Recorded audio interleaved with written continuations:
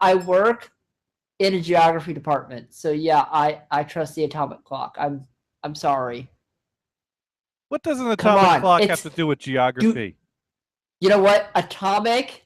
It's the sucker's atomic. What are you? Well, atomic means it destroys everything in its path. It doesn't mean it tells Yes. good time. I mean that. Well, okay. If it destroys everything in its path, do you care what time is? No, and that's why I don't use the atomic clock. That's why I use my computer.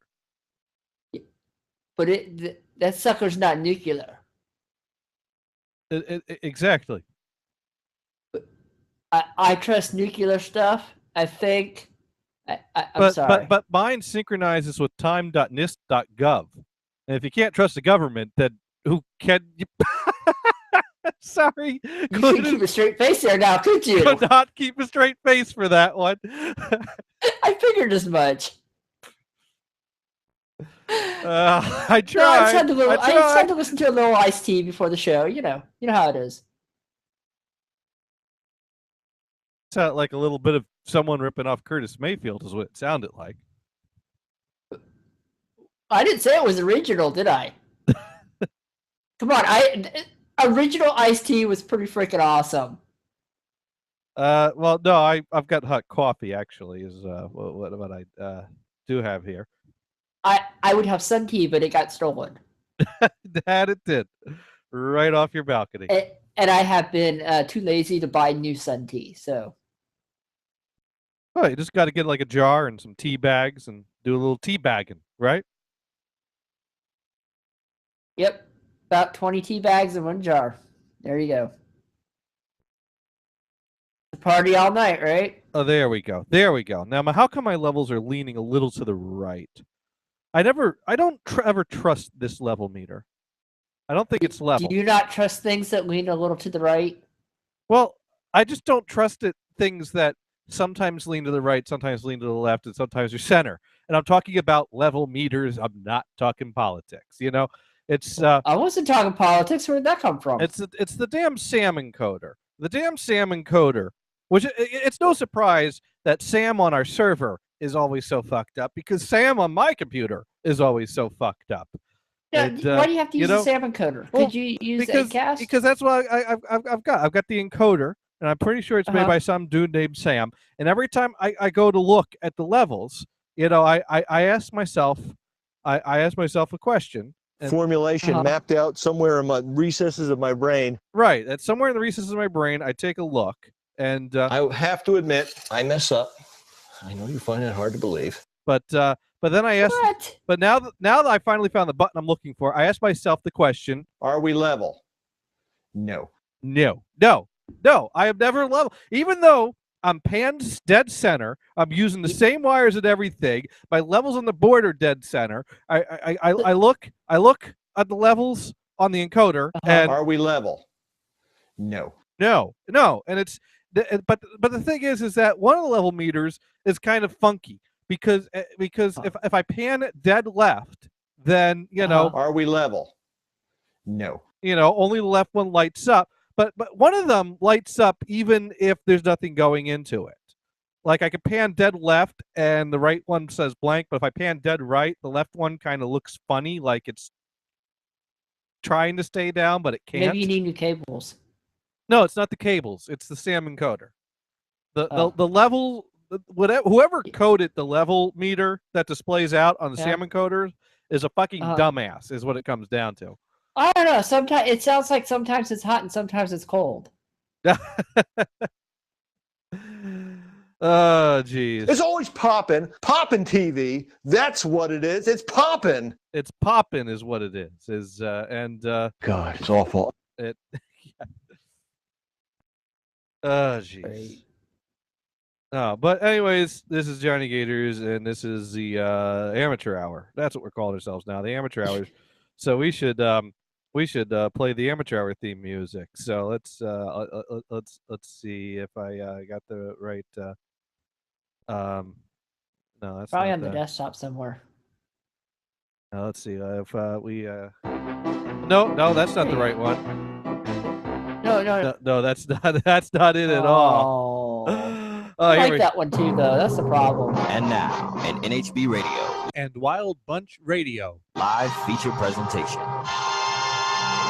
This is a serious message. Peace and love. Peace and love. Pop people do this stuff. I don't think so. Fuck man. Fuck man. Jump, jump. Oh my God, I think I pooped myself. I will toss a salad. I'm now going to go slash my wrist with a fucking fork.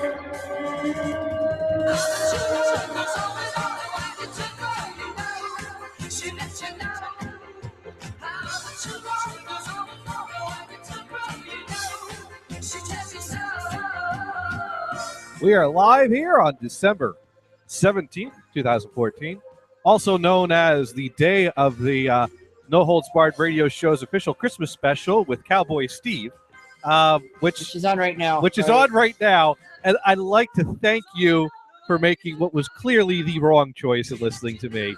So, all you out there listening right now, you could be listening to better internet radio, but you chose me, and that is so. Wait, what? We have 0 listeners this week. Fuck you all. No. There's 18 people out there, actually. There is actually 18 people who have decided. Yay! Although now that I told everyone where to go, I think the count is plummeting. Well, you didn't say what station, so it's okay. No, I didn't tell them it was on hbshow.com. Did I? Oh, yeah. Great. I think they all know. Hey, you got to choose one to listen to and one to get the podcast of. And they, what are you talking about? I used to listen to both in one in each year, and I'm on the show, so. So there you go. Tell you? Oh, and Emily writes in, you could all fly here, Aussie staff picnic, LOL. I think that's left over from Sunday is what I think that is. There we go. We could all have the staff picnic at Leo's place. Fuck man. Fuck man. We could all line up and take turns. No. Is Brian Bruce going to visit Leo? No, because he's going to Japan. Maybe he's going to visit Leo. Well, I don't. Is Leo still in Australia, or I think he's still in Australia? Is he in Australia or Japan? Doesn't he have like a summer home one place or another? I don't know. I don't know where he actually. He's missing in action these days, which is why it'd be quite a huge surprise if we all showed up at his place for the staff picnic. Because I recommend this. He's busy playing Flappy Bird on YouTube, is what he's busy doing.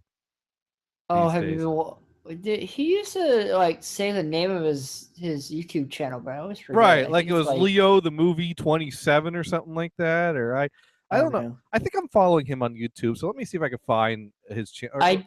I don't follow anybody on YouTube. Oh, Leo the Movie 27. Wow, I had it right. Yeah, well, I follow Good Mythical Morning, Rhett and Link, Bill Jones, Hot and Cold Television, Console I watched Wars, one the other day. Someone sent me. And Leo the Movie 27. I watched one with the what was it called? There was this spray, this stuff. And like anything that they threw at the clothes would like roll right off the balls. Oh, Good Mythical Morning. Yeah, where they had the waterproof stuff that they coated the white pants and the white shirt in, and they're pouring bottles of wine and it just flowed right off. Yeah, that was cool. That was cool. Well, they had they had the person that didn't do it, right, and they had the person who did, right, and you could tell where they missed. Yes, because there was a few spots that things were sticking, and we got Neo. Yes, You know what? You should get some of that Gators. Hello. Hi, how's it going? It's going good. How about you? Going good. So we are 10 minutes past your ringtone. We missed it this week. Oh, it was going off, but I wasn't in here. Oh, we missed it. That's all right. Okay. No, but anyways, I've got a new coffee mug. Yay! Actually, I've got 3 new coffee mugs, but wait. Let me guess. Yes. Did you buy it from Cafe Press and does it say "fuck Addy" on it?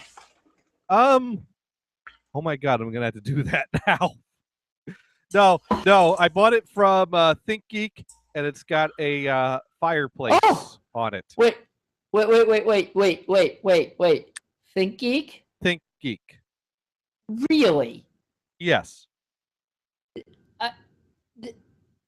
What? I don't know. I saw some tweets this week that might have made me wonder about your feelings towards ThinkGeek. Well, I didn't return the whole order because it turns out that like at about midnight you could actually get a call through to them. All right, so here's the thing. My shopping cart a long time ago, I went to thinkgeek.com and I put two USB Super Nintendo controllers in my shopping cart, and I never pulled the trigger because, well, why spend money when I could not spend money? But ThinkGeek was running. This crappy microphone. Sorry. But ThinkGeek was running. Excuse me. Oh, Venison's here. Yes. Yeah, so I had to test out the bandwidth here. Oh, okay. It's a little noisy, but it works. I don't think it's a bandwidth. I think that's just. That's Venison. That's just you. That's a stupid sound card. Wait. You ordered two USB Super Nintendo controllers? Yes. That way I have one for a friend. But the SNES controllers suck. You should get the which one was it? Not the Genesis, the Dreamcast one. Oh, those controllers suck. The Dreamcast? No, not the Dreamcast. One before it. The Saturn. The Saturn ones were the best ones. SNES controllers are great for SNES games, and they're also good for NES games. You always buy the Saturn controllers. No, whatever. I have SNES controllers because you're playing SNES game. You want the right controller, and I also have Nintendo 64 USB controllers. Okay. Because you're going to play N64 games, you got to have the N64 controller. Really? Really? You have the OCD and use the right controller for the right game? Really? What? Are you talking about emulators? Yes. That's why I'm using USB controllers. Dude, I'm using a PlayStation 4 controller. For everything. For everything. Good for you. I like the look. I like the real thing. I like the thing to like. Yeah, but you're spending more money when you can just buy one on sale. Well, he already had one. But there was a sale. ThinkGeek was running a sale that if you spent $50, you got $10 off your order. And they had these really cool looking vintage video game controller Christmas tree ornaments. So I threw that in my cart and I saw, oh my God, the two SNES controllers are still in my cart that I didn't buy before. Well, hey, they're still priced really good. All right, so two SNES controllers, some video game controller ornaments for the Christmas tree, and the fireplace coffee mug looked really cool. And it's an empty fireplace when it doesn't have hot beverage in it, and then you put hot beverage in it, and the fire shows up in the fireplace. So it's like starting a fire every time I pour a cup of coffee. And I also finally ordered what I've been meaning to get for some time now, a Mega Minx, which we discussed on the Dune and Bob show this past Sunday. It's like a Rubik's Cube, but it's a dodecahedron. And that's 12-sided, right? Right. Okay. Right, and each side is because Deca is 5 and Do is 2, so 12 plus 2. Dodecahedron. So it's a 12-sided, and each face is a pentagon. Yeah. That works. It's a Did pretty. You win?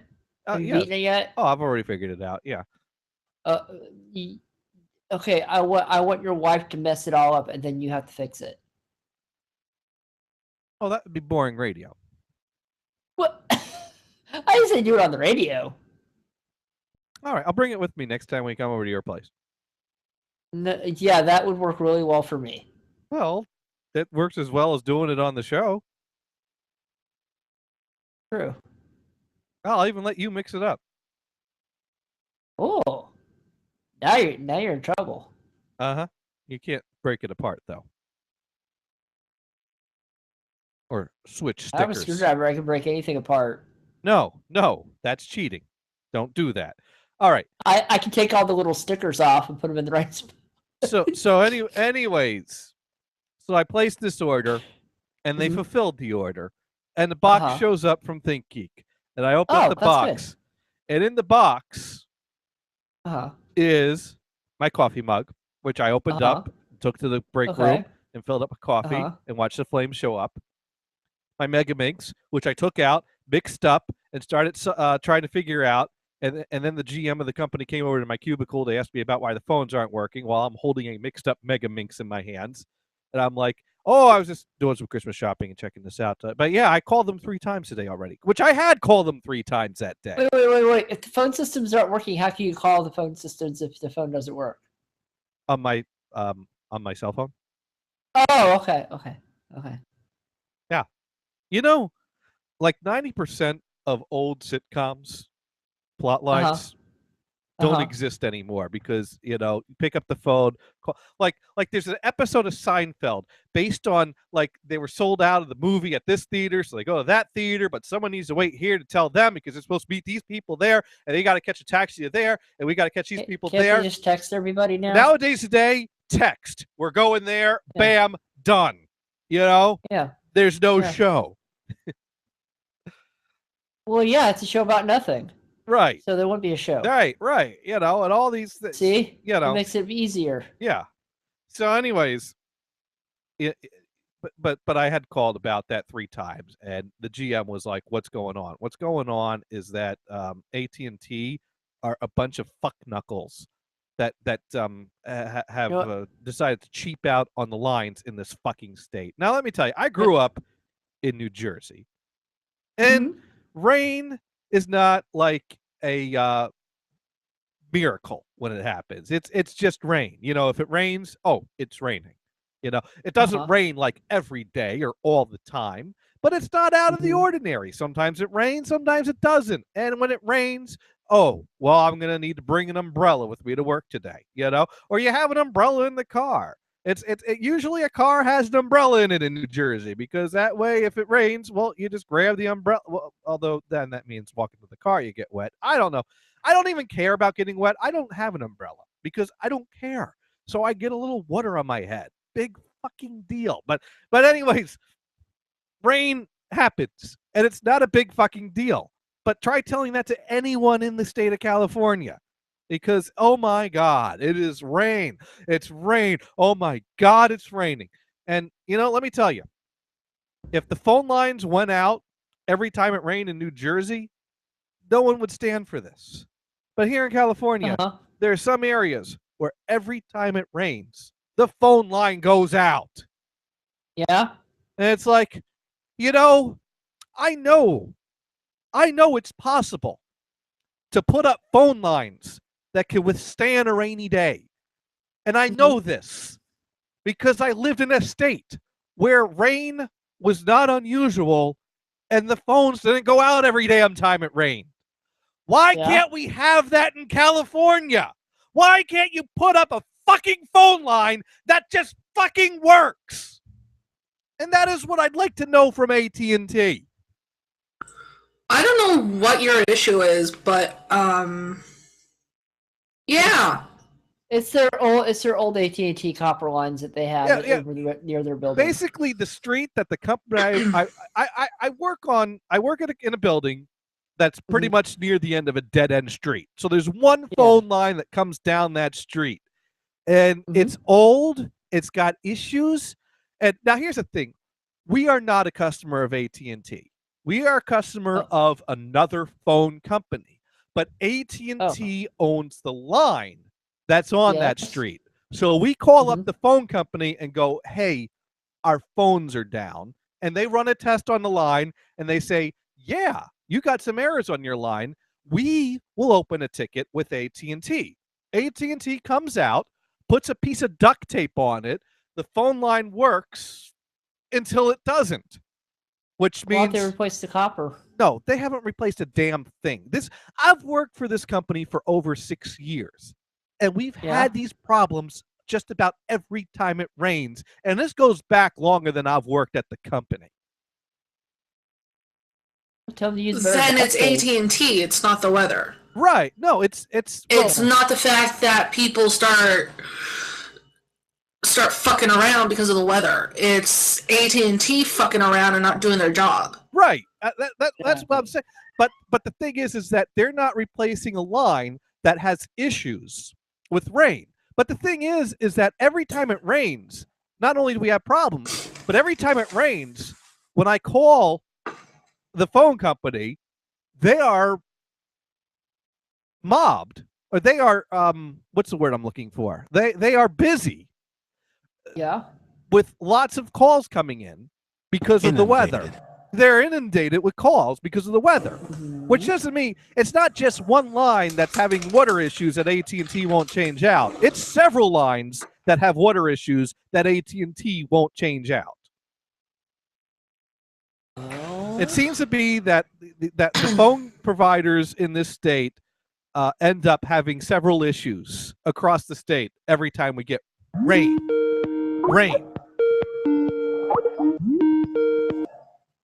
I'm surprised you didn't change your picture to an AT&T logo. Oh, apparently it doesn't rain as much over there, so they don't seem to think of it as much of an issue. What's going on? I hear some like horn going in the background, but can you actually hear me? Now I hear you. Yes. Okay, so I can't talk long because I'm at the rig. Uh-huh. I would like to thank you though that I left the room and walked back in to a tirade of F-bombs and 3 or 4 people looking at my phone going, what the hell is that? Dude. And this time it wasn't even me. Dude. Would you like me to smooth things over with some of your coworkers? Holy crap. Would you like me to smooth some things over with some of your coworkers? You can just put them on the phone and I'll apologize. I used to have a lot of respect. Don't do it. A lot of respect for what? I used to have respect here, but I don't know what happened. Well, dude, you left your phone with my show streaming. You've listened to my show, right? I guess it could have been worse. I mean, it could have been. I guess there's so many things you could have been saying other than the F-bomb. Hey, this is America. Free speech. You're not on speakerphone now, are you? Well, I am, but I'm out amongst myself, so nobody can hear. I guess you should be really glad I didn't hit the cut button at any point in time. Yes, I appreciate that. I do appreciate that. Or the when I have a hard day on the farm. Yeah, I started hitting those buttons. Well, what it was, there was nobody in there, and I just happened to walk out and go to the bathroom, and walk back in. And of course, it's the one time that 5 people decide they need to come talk to me.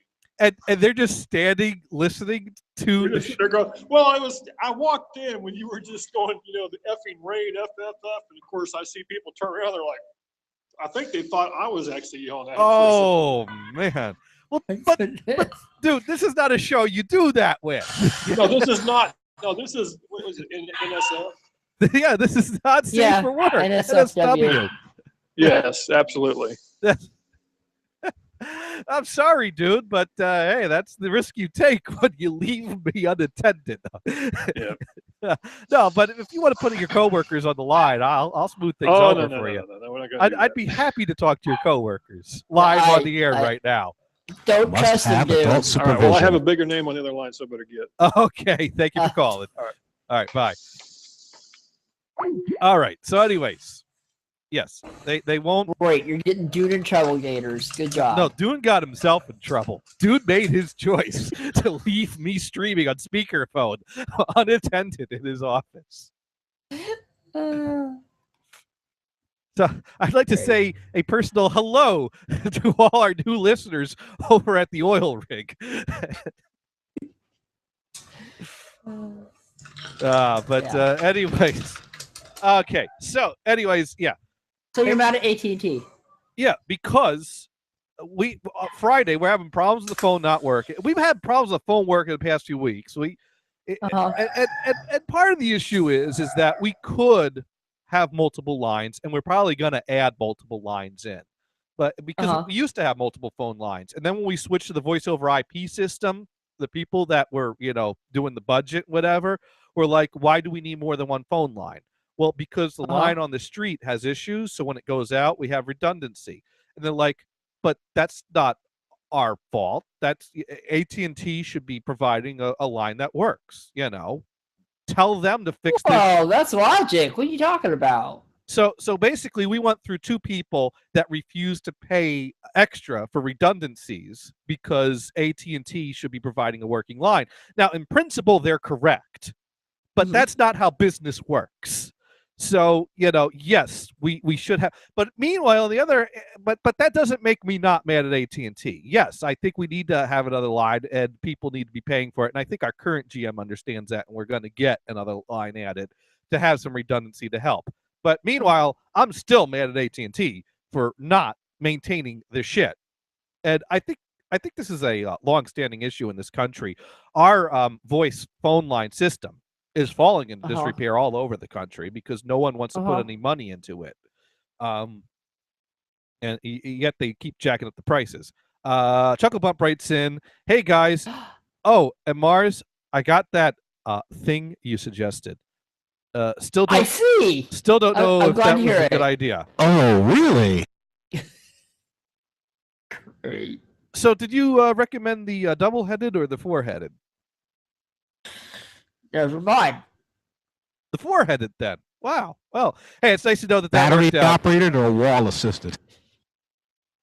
I'm thinking gas-powered. Diesel. There you go. That's pull start. Something like that. Oh, dear goodness. Hello, everyone at the oil rig.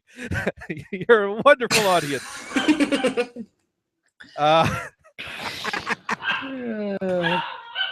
Fucking dogs! I fucking swear! Hey, you want to put the phone up to the dog? I got a button for them. No. Here we go. Here to Neo's dogs. For God's sake, shut up! There we go. Yeah.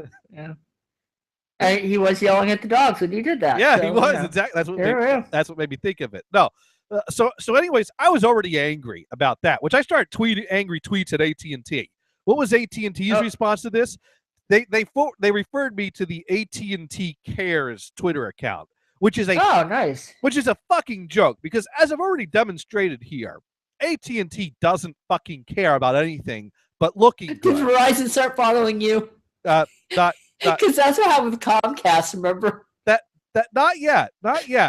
No, but AT&T Cares is surprised that this issue's been going on for 6 years and wants to know my account number so they can look into it. Now, I am not telling these people that I dropped a ton of F-bombs at where I work. No way in hell am I that stupid. I just wanted to yell at them because they deserve to be yelled at. But I'm not going to go curse them out and then say, oh, by the way, I'm so-and-so and I work here. Go tell my boss that you heard it from me. No, I'm not going to do that. And B, I couldn't give them an account number if I wanted to because we don't have an account with AT&T. We have an account with another company that uses AT&T's lines. I'm yelling at AT&T to fix their lines. And they keep asking for an account number. And it's like, no, you don't get it. I just fucking wanted to curse you out. Don't pretend you fucking care. You don't need no stinking account number. Just fix the damn lines. Now, I suppose I could give them, like, the address where the line at. And I don't know if I even want to give that much. Your account number to look to see if there's a standing problem with it. Comcast is the same thing. Well, the thing is there's plenty of problems with that line. Although they'll probably go, oh, well, someone crashed into it. There's your problem. I'm like, no. This problem goes way further back than someone crashing into it. Although that was a cheap duct tape. They use the frog tape, whatever they call it. Stuff. Woodchop writes in principle, second line would be good, but they're just going to run that data through the same damn line that's a POS now. So you get nothing. Well, there's different pairs or whatever, or something like that. Basically, we could have redundancy with the other. Apparently, having other lines to switch over to, because often what they do is they come and they switch us over to another pair, and then it rains and that pair goes out. And then they switch us to another pair. And they just keep rotating us around all the different pairs. It's just the line's a piece of shit. Yeah. Having redundancies will help the problem. It probably won't completely fix all the problems, but it'll help. But right now what it is when it goes down, and it goes down hard, and then we can't get calls, we can't make calls. And then, I'm calling people, and I was calling our phone provider, and they say, oh, we'll open a ticket, we'll dispatch someone, and we'll call you back. And then like 2 hours goes by, no call back. I call them, oh, I'll get someone to call you back right now. No one calls back. I call them, oh, well, we'll get someone. No one's called you back? And no one ever showed up. No one ever called me back. And no one ever got back to me about anything. As far as I know, they didn't even fix the problem. Now, I don't know, either it may have just dried out and fixed itself, because I never saw anyone show up at the building, and I never heard back from anyone. And I kept calling them back. Meanwhile, I get my ThinkGeek order. And I can't spend all 8 hours of my day just calling our phone provider. There's time in between calls, I could check on other things. So, I was looking at my Megaminx, and there was only one SNES controller. And I take out the packing slip to see, well, maybe they like ran out and I got the last one and the second one's back ordered. No, it says quantity 2, but there was only one in the box. So whoever filled my order was like SNES controller, grabbed one, threw it in the box, and was like, done. Didn't even look at the quantity column. So I'm like, okay, well, let's call up ThinkGeek and tell them they fucked up and tell them to send me another SNES controller. So I call up ThinkGeek. At average hold time, 267 minutes. Really? Really? You're serious? So I hung up, and they had a chat support through their site. I've never seen it that long before for anything. That's awesome. Woodshop writes in, get one of those Bluetooth things that acts as a proxy between cell phone and phone wire, and just hook it to the BBX and tell AT&T to shove it. I'd like to do that. We're working on other redundant things to have in the system. The thing is ultimately I'm not responsible. I'm just help desk. I'm not responsible. I'm not the one that's making the decisions, and I'm not the one that's responsible. I'm the one people come to fix it, and I place a call. But if, shit starts flowing and it's like, who the hell dropped the ball? That's not me. I don't pay the bills. I don't make the decisions on what services to get. I'm not responsible. I am not at that level, I'm just the guy that fixes it. I'm not responsible. So, I care. So that's about as far as I care. Yeah, but you could be the squeaky wheel to get the grease. Oh, yeah. I'll squeak and I'll squawk, but I'm not going to get in trouble. No, there's no need to get in trouble. I'm talking about when you're contacting AT&T. Oh, yeah. Oh, yeah. And also, I think you can file a lawsuit against AT&T for not fixing their stuff. Well, that'd be a tricky one. Especially if it's losing... if you guys are losing business over it, well, you'd have to demonstrate or prove it. We'd have to have phone records. We have to, and then plus you have to, because the thing is what is the law? We're in a gray area, because whenever we report a problem, they do send someone out and they do make the line work. But also, it frequently happens, and the pattern suggests that they're not doing. What is their response? Is their responsibility that if it goes down this many times, they put in a different line? What's the letter of the law there? We're talking money, time, and effort to put a lawsuit in, and then I don't even know if the law is written in such a way that they are required to. I mean, ultimately, they should be, but legally, are they required to? I mean, what's the legal requirement for, replacing a line? I don't know. I'd like to. Well, if there's corrosion and it's causing issues within the company, yeah, then there has to be something that needs to be done. I agree. I agree. And it's we got a shit line on our road, and AT&T won't live up to their obligations. But I don't know what legal recourse we have, and also that's not my department. I just fix it, and I just call up our phone provider repeatedly and try to get some service. No, you don't call the phone provider at this point. Well, you call AT&T. Well, here's the thing though. I have to balance things, because if I get Now, here's the thing. You hear me screaming F-bombs on the show. I don't do that when I call up the phone provider, but I do. What? You don't? But I do get a little pushy because, like, the third time I call up and I don't hear something back from someone, and they're like, "Oh, well, we'll put in a request for someone to call you back." I don't go, "Oh, okay, that's great. Thank you very much," and hang up because, hey, I've heard that 2 times before. I've not gotten a call back, and no one's fixing anything. What's wrong with you? I don't know. Yeah, so I do get I do get a little pushy on the phone as warranted. I get firm. I don't yell. I don't get loud, but I do get firm, and I do tell it like it is. Like, hey, you're not helping me. You tell me you're going to do things you're not doing. We got a serious situation here. We need this escalated. And the thing is, if I get too pushy, then MP gets bitchy at me. So it's a delicate balance. How firm can I get without pissing off my coworkers saying, "Oh, you're getting too meh." And it's like, dude, they're not helping. Didn't you just hear what I was saying? Well, but I don't have a number for AT&T, and I don't have an account with AT&T. Yeah, unfortunately, they don't have an account. It's a secondary. So our thing phone provider has to open the ticket with AT&T. We don't deal with AT&T. We don't have an account with them. If I call AT&T, they're going to say, "But you don't have an account with us." So you're stuck in a catch-22. Right. Pretty much. Right. I can only deal with the phone company who deals with AT&T, and they keep sending them messages, "Hey, call this guy," and AT&T is like, "Yeah, whatever. We'll get to it. We don't have to actually call him, because I'm not their customer. They're not getting money from me, so what the fuck do they care?" So they just blow me Then off. MP needs to call, not you. Oh, when MP was out.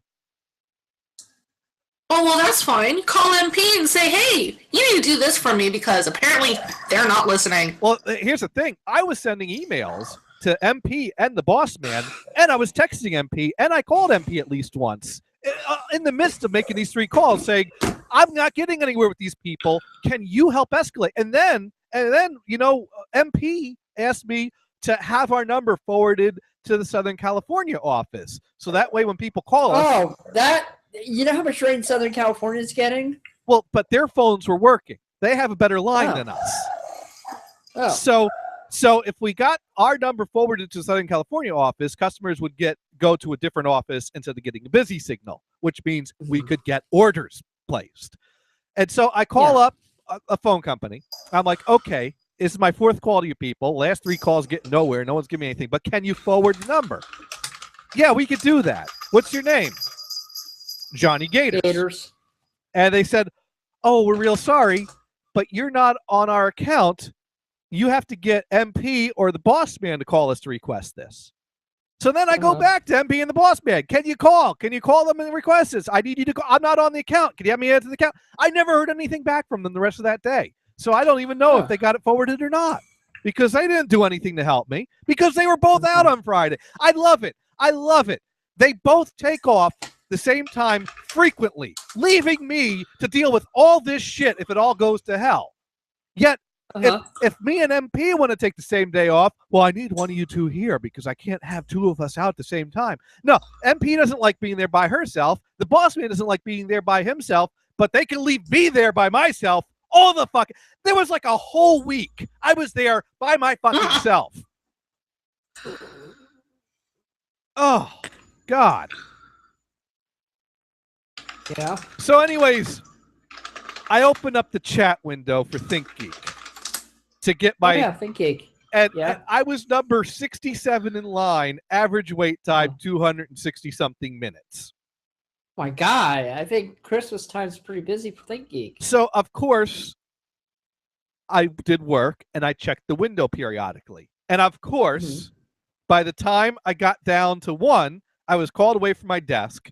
Someone gets my ticket and goes, "Hello, this is ThinkGeek. Can I help you?" Hello?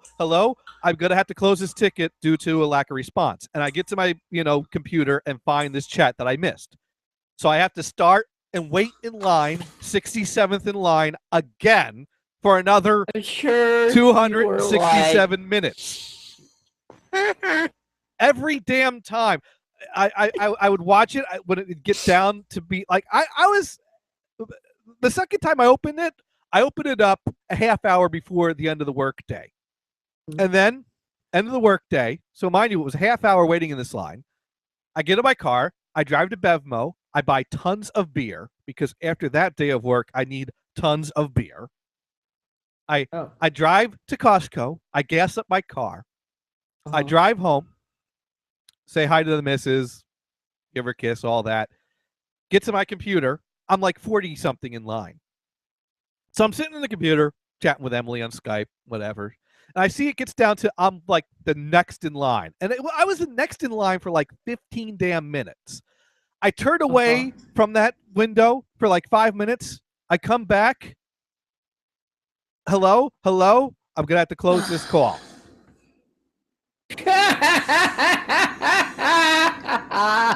Sorry to laugh, Gators, but that's hilarious. And boom goes the dynamite. Pretty much.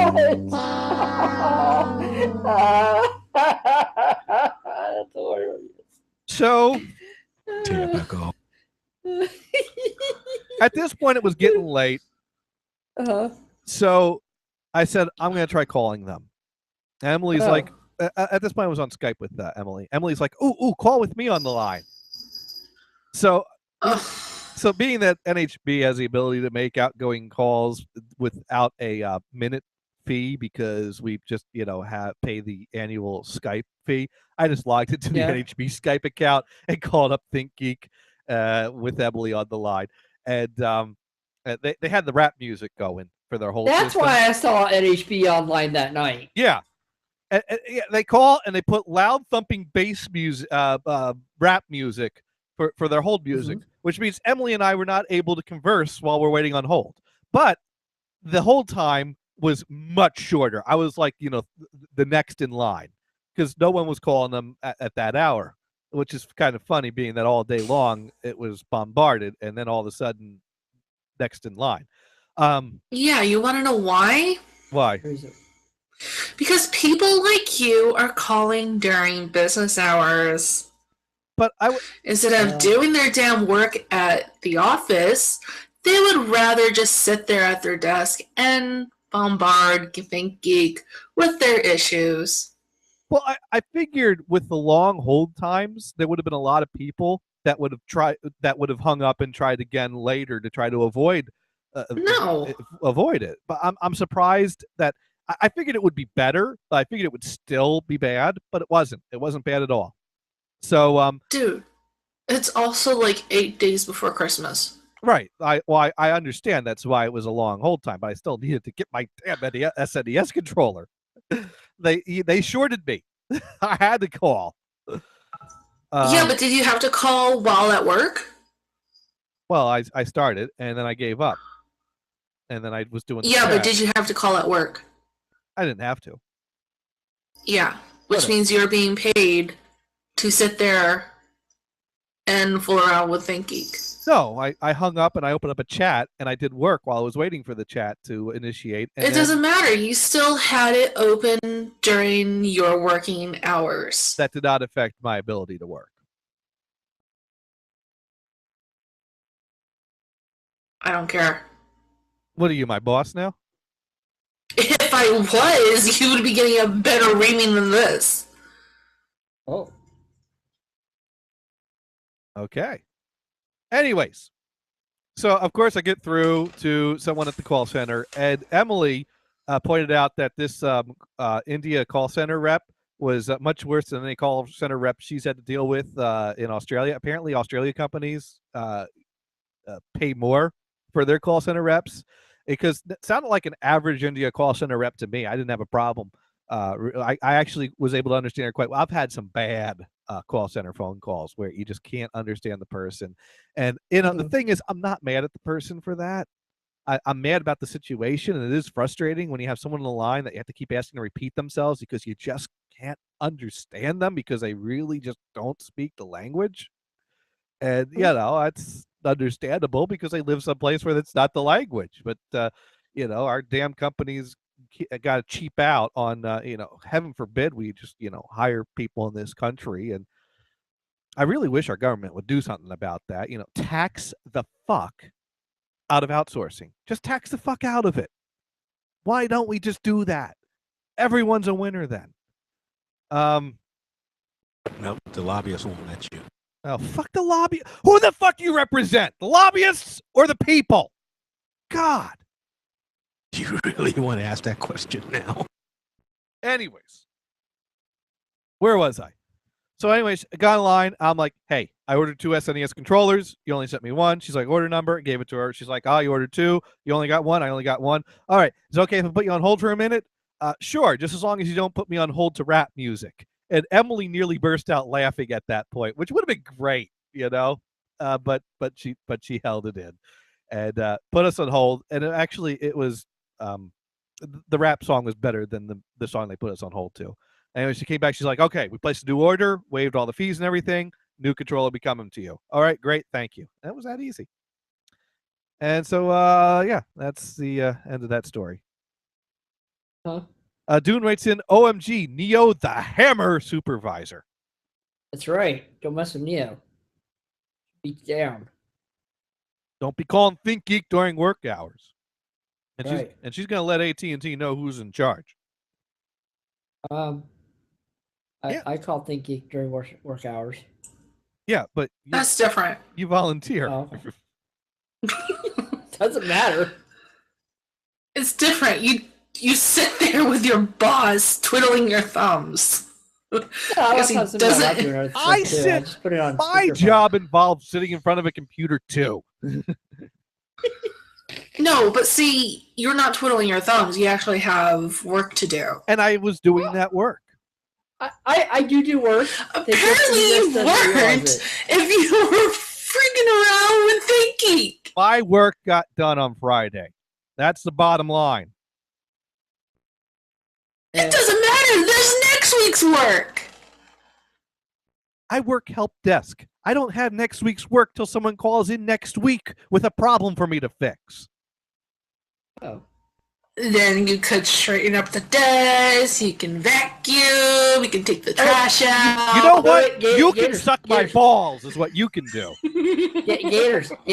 You can empty the water bucket on the desk next to you. I'll go get the jar off the fridge. You can suck them right now. Dude, they've been fermenting. You know how nasty that is? For you. Just for you. No. I know that's how you like it. I know that's a... No, they're worse than 100-year-old eggs. Extra rot just for you. Yeah, you and your crotch rot. You know, that's how you like it. You keep talking about it. No. I know you dream about the crotch rot. Nope. You know, it's like stinky cheese. People like their cheese extra stinky. That's how Neo likes it. Oh, no. You know? No, it's bad enough. My never mind. I'm not going there. Hey, you started with me. I'm like, hey, whatever. Fuck you. Bad enough you're admitting that they're in that condition. I'm just playing along with her. Yeah. Uh-huh. Hey, she's not bitching about how I do my job anymore, so it worked. No, but when it comes to your job, though, don't fucking care. Face now. I do not. You see, you can. I do not report to you. I really don't give a fuck all what you think about my job performance. Have you ever gotten a raise? Yes. I've got plenty of raises. Oh, you have? Oh, okay. Have you gotten one recently? I get one every year. Oh, okay. So you don't get a special raise every 6 months. Everyone. Because you're not doing your job. The way the company works, they do a review every year. Although the past few years, they haven't done a review because we're like changing things so much. I basically go, we're working on putting the new review policy into place. But until we do, here's your raise for this year. And you'll be reviewed next. You know, but I get good reviews when I get reviewed. The only time I didn't get a raise was the one year that we had a wage freeze because the economy and the business was doing so bad. And they had a wage freeze in place for exactly 1 year. So everyone missed out their raise on their review that year. But I've gotten a good review every year, gotten my raise every year. That's the way this company works. Yeah, but Gators. But Neo. So how's your job? How's your job going, Neo?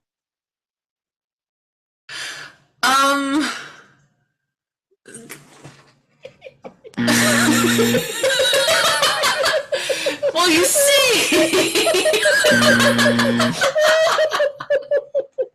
Call Think Geek while you're supposed to be making the pizzas there, huh, Neo? No, actually, no. That job didn't really fall through. Yeah. What happened? They wouldn't put me on the schedule, so I went in for my training paycheck, and they said, "Oh, we're gonna put you on the schedule." I said, "Fuck you," basically, and I took the check and walked, and you want to tell out. And you want to tell me how to do my job? Dude, they were freaking assholes. Yeah. Have you heard the stories I've told about my place of work? Work sucks.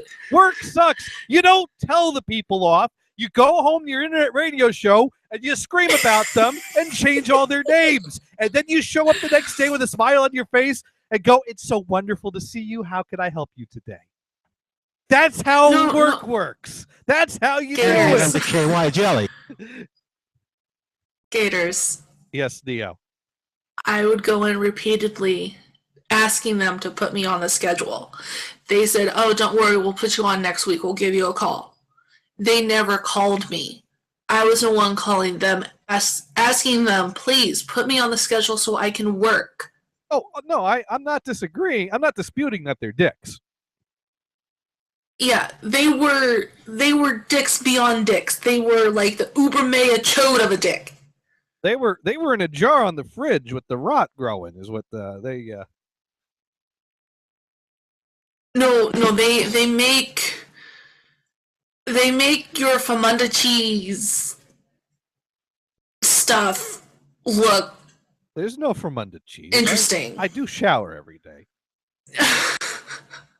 Your crotch rot, I meant. I don't have. It makes your bally crotch rot look appetizing. There are some people.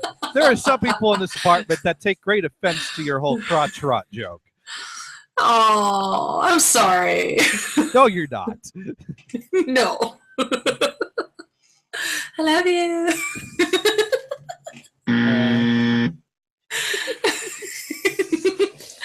So, any new lineups now that you told the pizza place to kiss off? Well, I did have Walmart lined up, but I was waiting on another job to come through.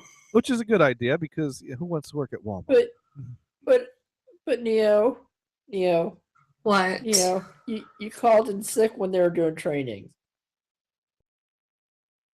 Yeah.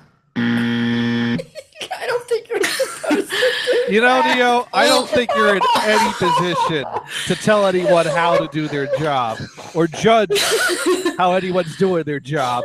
Just say it. I'm sure you have a perfectly valid reason to call in sick for training. But no, I didn't call in sick for training on purpose. You just happened to fall and land on the phone, which just magically dialed the right number, and as the wind was being knocked out of you, your vocal cords formed just the right sizes and shapes to go, "I'm going to be out sick today." And then all of a sudden, click, the receiver landed back on the phone. No, what happened was, so I go to the interview for Walmart. They have me do the drug test and everything and all that spiel. Right. And the next day, I passed the drug test. Whoa. No, she passed the drug test. You know what that means? That means the drug test failed, is what that means. It's about to say. Does that say the amount what kind of people work in the Walmart at Crescent City if she passed that one? Yeah, most of them look like they're on meth anyways, so that's besides the point. They'll probably just try testing for meth then. Yeah. Or just heroin and crack and cocaine, but pot, it's perfectly fine. Oh, she has pot. Okay, hired. Yeah, basically, she just does pot. It was the cleanest. That's no problem. The cleanest urine in the entire city. Basically. Probably. That or all the medications I take covered up. We don't know what's in the fine. I just remember our hands in the air. I just remember Gothard talking about one night him and some of his friends found like some urine tests somewhere, and so they decided to do a little experimenting to see how you can beat the urine test. And apparently, 12 Coors Light later, they were able to pass the drug test. So yeah, you can flush your system. So just drink 12 Coors Light and show up for your drug test.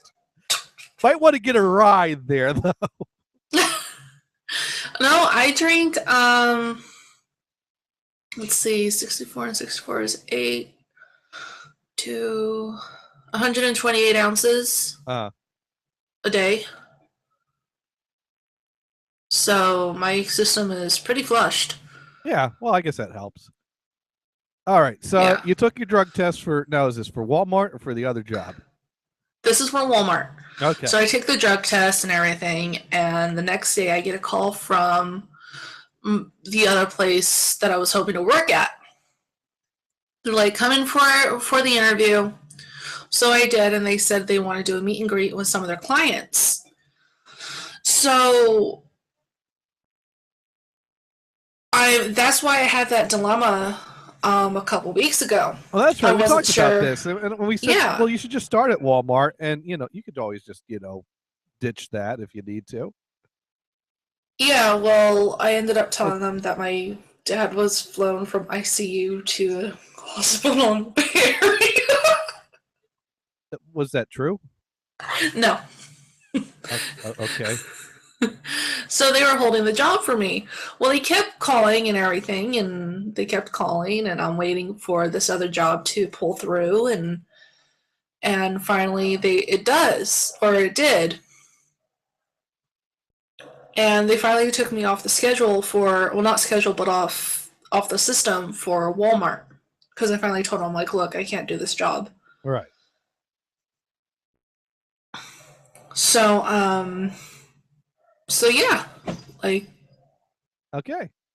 Woodshop writes in, 12 beers will pass the drug test with a blood alcohol level of 0.6, and they won't touch you because you're an alcohol. Well, but they're testing for drugs. Do they also test for alcohol when they test for drugs? I'm impressed that he knows what your blood alcohol content will be after 12 beers. I suppose. Is that common knowledge, or I don't. Well, maybe he Googled it. I don't know, or maybe he's guessing. The point is he knows by experience. And the thing is, you got mucus in your eye. And the thing is, it's. I'm making an obvious joke here because showing up to a drug test with 12 beers in you is probably not a smart idea. It's. You have plenty of pee to pee out, though. Although usually it's fill up the jug. Okay. Here's the thing, though. It's a third party. I mean, when you show up, usually they send you someplace else for drug testing. Will the place you show up for drug testing notify the employer that you were intoxicated when you donated? And is blood alcohol content a something they measure in the results when they send that to the employer? All right, so I'm kind of that's a good question. Can you show up drunk for a drug test and have it not affect the test? Yeah, I don't know. Anyways. But yeah, so in the end, unfortunately I can't really do the work that the third job wanted me to do.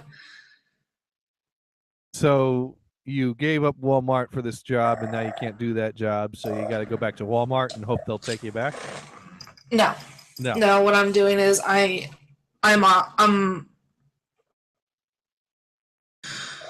honestly having some health issues right now, and with my health issues, and I'm not going to get into detail. It's personal. I'm not going to do that. All right. Well, but I am having health issues. We don't need to go into. So I was hoping to do the job, but a couple days ago I got some results back, and I need to call them up and tell them I can't do it. Okay. Yeah. Well, best of luck with whatever. Yeah. But the proof is there are jobs out there in a small town. Oh yeah, there. You go out and hit the ground running and job hunt, you can get a job. Yeah, I put in over 9 applications and I got 3 back. So that's what a 1.33 bar. So that's like a one.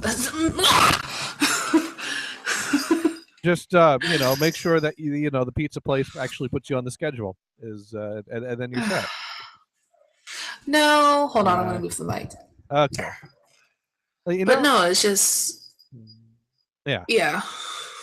Well, anyways, I can still bitch about your work. Anyways, as you can see, Yay! there is no fire in my fireplace on my fireplace mug, which means there's no coffee in my mug. Have you drank in the fire? I have drank in the fire, and I also think I still need to post the YouTube link to Facebook because I got wow, you've been off your game today. Well, I had excuse me. I had to work on embarrassing Dune, so I oh, poor Dune. I had no idea. Well, how does his coworkers know where to tune into the show if you don't post it?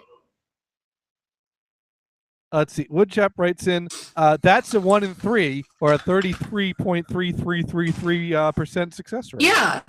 Don't forget the E at the end of that. There's an E usually. Or bar. Yeah. 3.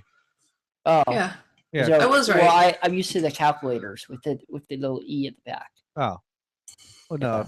If you get a repeating thing like that and you're writing it out, you just put a line over it. That's a bar over it, which means it's repeating. Oh. Oh yeah, I do that. Just 2 3s and put a bar. Yeah. Or just round it down to 2 3s. I mean, who really cares about the rest of those 3s? They're so insignificant. Well, in Superman 3, we learned that those extra pennies can add up.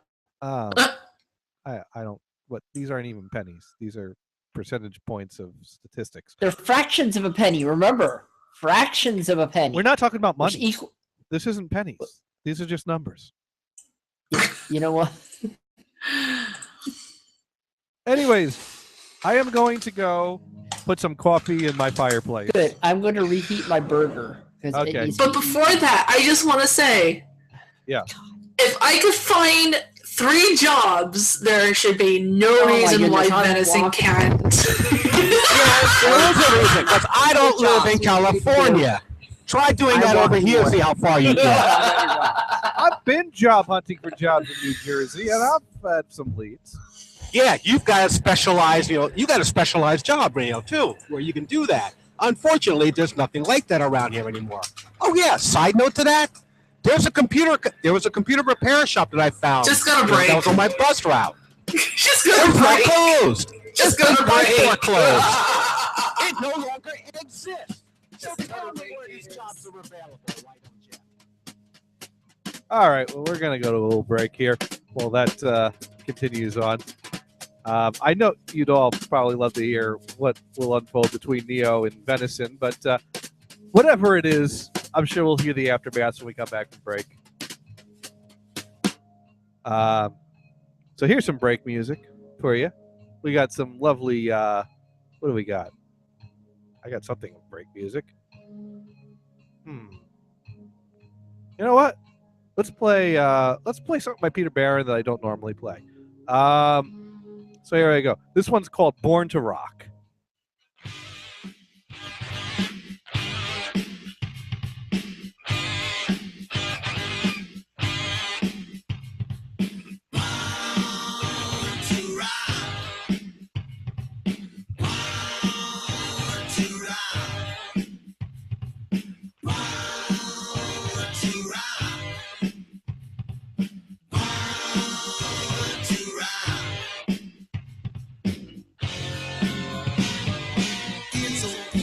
Over my head, over my eyes, blood's on fire, tight on white, full of strong, strange desires. I got to make living a thing last. I don't want to live in an ass, chasing time around the clock. Don't stop me, I just want to rock. Born to rock. Born to rock. Born to rock.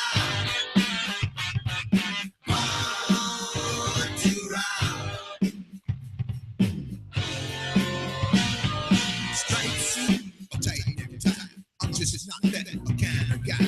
Give me leather, faded jeans, and a fast machine. living life fast and free. That's my own energy. I'm style and attitude. That's what I say to you. Maybe someday I'll be there to I don't care. I was made this way. To rock. To rock.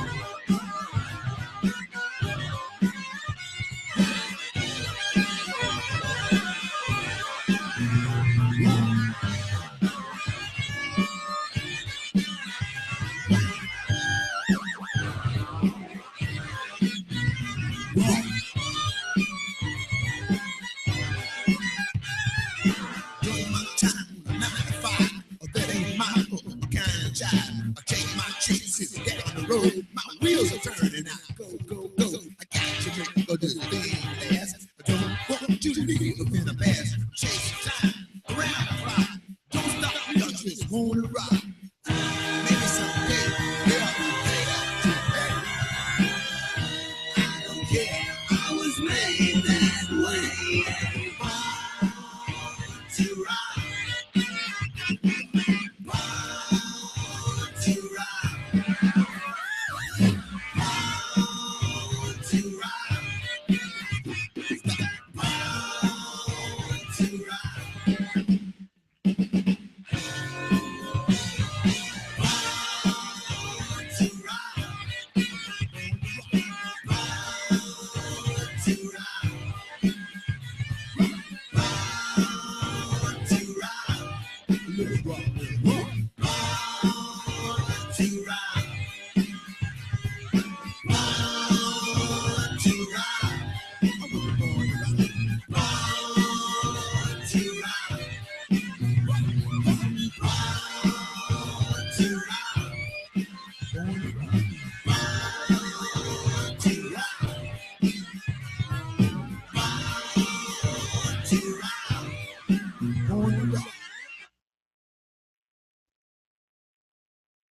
Are you still looking for that perfect Christmas tree? Well, look no further. Come on down to Gothard's Tree Farm. At Gothard's Tree Farm, we've got all your favorite Christmas tree varieties. We've got everything from Arizona cypress to white spruce, all available in a wide variety of shapes and sizes, all fireproof to provide added protections from overheating Christmas lights or unexpected alien visitors.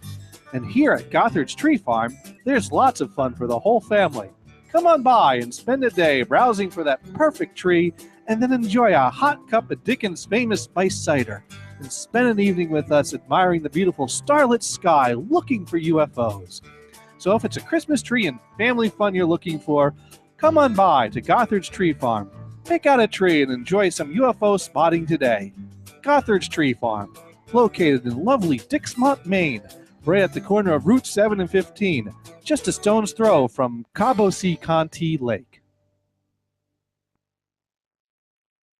Oh, no, no, no. You got that wrong. I love balls. Balls. All you need are balls. Juicy, see our balls. All you need are balls. All you need are balls. Juicy, see our balls. All you need are. Be sure to tune in to ADHD Radio, Tuesdays, 6 to 8 p.m. Eastern Standard Time, the most migga motherfucking addicting show on the No Holds Barred Radio Network. Balls, all you need are balls. Juicy, see our balls. All you need are balls. All you need are balls. Juicy, see our balls. All you need are.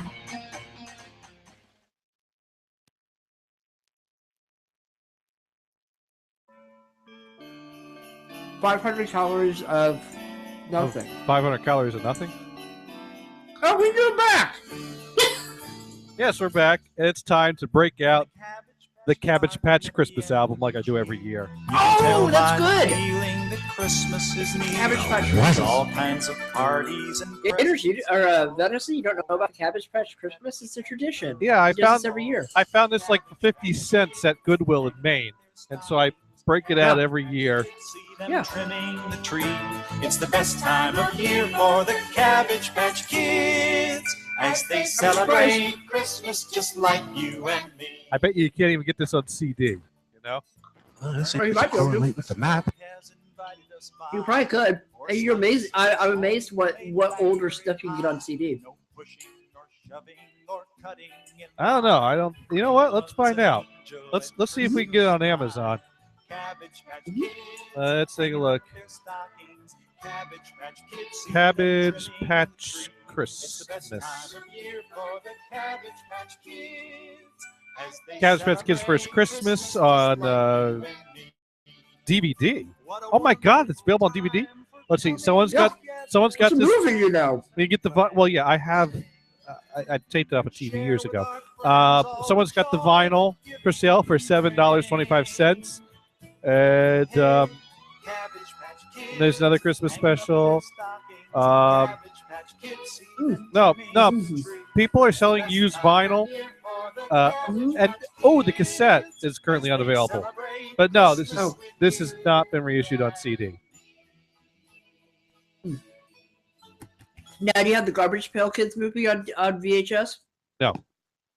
You should. That was way better. I'm Colonel Casey. Oh, it's Colonel Welcome Casey. to Christmas time in the Cabbage. How many times have you listened to this? I've never listened to it while not doing a show. Oh, really? Really. It's pretty awful. Oh, it is? Oh, you heard it. That's fine. Great. Does this sound like the type of Christmas album you want to put on the background? You don't know what I listen to. What Christmas music I listen to in the background. I have much better Christmas albums to listen to than this. I hope that is so. debatable, you know. Anyways. That's why I said I hope so.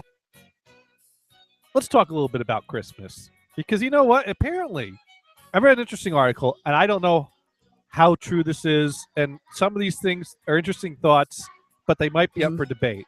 But it was still an interesting article, and so I'm going to share it. 6 things. Oh, yeah, you should share this. 6 things people get wrong about the Bible's Christmas story. Every year around this time, everyone from your grandma to Linus goes on about how we've all forgotten the true reason for the season. Buried as it is beneath a massive pile of dehydrated pine trees, broken strings of lights, and unwanted Starbucks gift cards. And Grandma is right. But it's not because the lumbering commercialization monster has gobbled up the real story of Christmas. It's because we never knew it to begin with. For example, most of you probably don't know that number 6, there was no inn, and Jesus was probably born in the kitchen. Now, I don't know how true this is, but this is an interesting thought here. The worst role in any children's Christmas play is the innkeeper. You know, I almost got to play the innkeeper once, but I ended up being sick the day of the play, and so the backup innkeeper. How convenient. The backup Were you innkeeper. a camel? No, I was sick, so I stayed home, and the backup innkeeper had to be the innkeeper. But I did almost get to play the innkeeper. I was supposed to play the innkeeper in the play. So I love how they call that the worst role here. But the worst role in any children's Christmas play is the innkeeper, which basically means I had this. It was one of these plays that we acted out silently while a narrator narrated the whole thing. So all I had to do was step out on the stage for a few seconds and kind of put my arms like this and motion towards the barn scene. What's wrong with that being? That's not the worst role. That's the easiest role. Yeah, that. I think the worst role would have been to be in the heavenly host of angels singing the praises to God, because that would have that was my original role. I actually but the guy that was supposed to play the innkeeper was cutting up in class, and so since he was misbehaving during play rehearsal, they basically said, "Fuck you, we'll let that guy be the innkeeper," and that's how I got upgraded from angel to innkeeper. It was a promotion. I would have thought being the innkeeper would have been his punishment. No, the best songs for the holidays has to come from like the holiday classics from 1964, Rudolph the Red-Nosed Reindeer, Frosty the Snowman. Oh yeah, I've got the Rudolph soundtrack. Do you have Santa Claus is Coming to Town soundtrack? No, I don't have a soundtrack for that, but I've got like videos. I have the of soundtrack to the Rudolph's Christmas Party. Okay. What about The Year Without Santa Claus? Oh. I might have a video of that, but I don't have like a soundtrack. But anyways, we're talking Rudolph's Shiny New Year. That's a great one. Oh, that one sucked. But anyways, about the kitchen. I like that one. Too bad. So I was promoted from angel to innkeeper, and then I got sick, and so the original innkeeper got to be the innkeeper. And, Gators, are you sure they just didn't want you to sing? Well, I wouldn't have sang, but they had me like I was the only male angel in the heavenly host of angels. And they didn't want you surrounded by females. I didn't want to be a male angel surrounded by female angels. That would have been pretty punishable. They had me kneel down in the middle of the other three angels, and they had me wearing this you could have been the star. This white angel gown, and it was just awful. It was. And so Gators in a dress. I was so it was like I'll be the innkeeper if he's got and so like yeah we'll give it to Jonathan. Mm-hmm. All right, here you be the innkeeper. And so that was he was devoted. You're like, and so he thank was goodness. and so the innkeeper was devoted to backstage or something like that, which is probably where I would have rather. One year I got to run the curtains. That was great. I liked to. And I was pissed off at my dad though, because my dad had the video camera and videoed the Christmas concert. And every time my role was closing and opening the curtains. So when we get home, we put the videotape in. And at the end of the scene, when the curtains start to close, he turned off the video camera. And then he wouldn't turn the video camera on until after the curtains open. So he missed all my parts. Mm-hmm. He should have taped the curtains closing and opening the whole way, because that's what I was doing. He completely cut my whole role when he taped the Christmas play that year. Aww. Wait, I thought you were sick. Well, this was a different year I'm talking about now. Oh. Woodchop writes in, yeah, I don't know what the ASCII escape code sequence is to draw the bar on top of the 3 in the messenger program. Woodchop writes in, you could have been the harem king. Nah. That's not. I was the. All right. So, anyways, the worst role in any children's Christmas play. A cow is sitting over there by the. Let's get past the first sentence of this article, shall we? Okay. That's the role jerky little kids get to prepare them for a lifetime of managerial positions. Long story short, the Holy Family ends up in the stable. But wait, the entire reason they made the trek from Nazareth to Bethlehem was because it was Joseph's hometown. You'd think there'd be at least one family member with a futon they could crash on or something, right? So why do they even need an inn to begin with? The simple answer is that in the Bible, there is no innkeeper and probably no inn. That's because inns are only found on major roads. And Bethlehem was the equivalent of a truck stop outside of a rural town in Wyoming. Much of our picture of the story is based on the mistranslation of a single word. The Greek kataluma, which was translated as inn, when a far more accurate translation would have been the guest room. We actually have a pretty good sense of just what a kataluma is, because the only other time the word is used in the New Testament is to describe the room where the Last Supper takes place, which Mark describes as a large upper room furnished as prepared. So that's a great description of where they didn't get to stay. But we all know where they did end up, based on the fact that Jesus was laid in a manger, i.e. a feeding trough for animals. However, just because there was a manger doesn't mean they were in a stable. See, the first floor of homes at the time, remember, there was no room for them in the large upper room, were akin to large kitchens, where animals would be brought inside at night for heat and protection. Consequently, the lower floor of the house would have had a manger. The Bible isn't saying that innkeepers are dicks and Jesus was born in a barn, and saying that they stayed with the in-laws and had to crash on the downstairs couch with the pets. A time-honored Christmas tradition most of us practice to this day. Anyways, I don't know how true that is, but that's an interesting thought. Number 5. The Christmas Story doesn't take place in a single night, but over years. Which is one of these things that I think that, if you stop and think about it, is pretty obvious. Because it does talk about a lot of shit going down, but then we cram it into like a play that all takes place at once. The Christmas Story. The newlywed Joseph and Mary arrive in town just as Mary's water breaks. Then after that whole manger scene, which we all know like the back of our hands, they must immediately flee into Egypt before King Herod's soldiers swoop in and murder all the babies. You got to give it to Herod. His crack squad of baby murderers really had their response time down. Mary barely shot out that savior, and already the baby squad are on the scene, tiny baby clubs twirling menacingly. Except that it didn't happen all in one night. The Bible doesn't provide a precise timeline for all these events, but the Gospels make it pretty clear that Mary didn't give birth the night they arrived in Bethlehem. They say, while they were there, the days were accomplished that she should be delivered, which strongly implies that the birth takes place days, if not weeks, after their arrival. Christ didn't hit the ground running either. Jesus was circumcised 8 days after he was born and presented at the temple, which can only happen after Mary's period of purification was completed.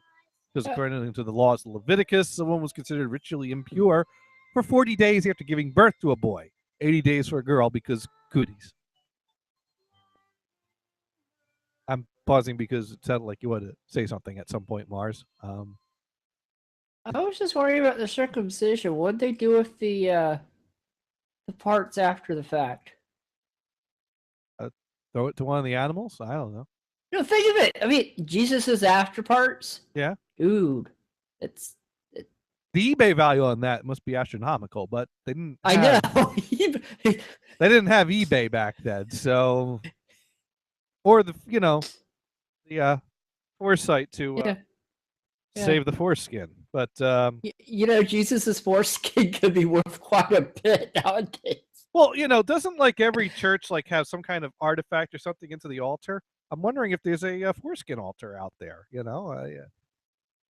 This is Jesus' foreskin. Yeah, it's a little build bit, it into an altar, and there you go. Because like, there's, I don't know. All right. Just wondered. Anyways, number 4. Now, here's the thing. This one I've always wondered about, because sometimes the 3 wise men are called the 3 wise men, and sometimes they're called kings. Hold on. All right, I'm holding on. So, you could probably sell it on eBay if you get like a circular or cylinder piece of jerky. Wait, you talking about and say that is Jesus's foreskin? You want to make fake Jesus foreskins to sell on eBay for Christmas? Yes. Hey, that is brilliant. We might have to save that idea for next year. We're a little too close to Christmas. We'd have to go for like the overnight shipping at this point if we were going to. Maybe we make those buy it now auctions with overnight shipping. Wait. Would it be teriyaki or the spicy pepper?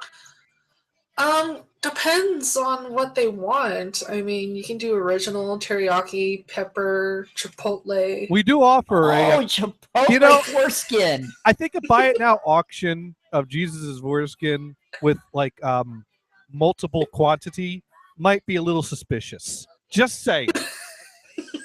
It's Jesus. It automatically with different varieties available that happen to be the same flavor as Slim Jim. Jesus's chipotle foreskin, right there. Yes. This is, Wait. New flavor, sriracha foreskin. I think this is the second most blasphemous moment on this show ever.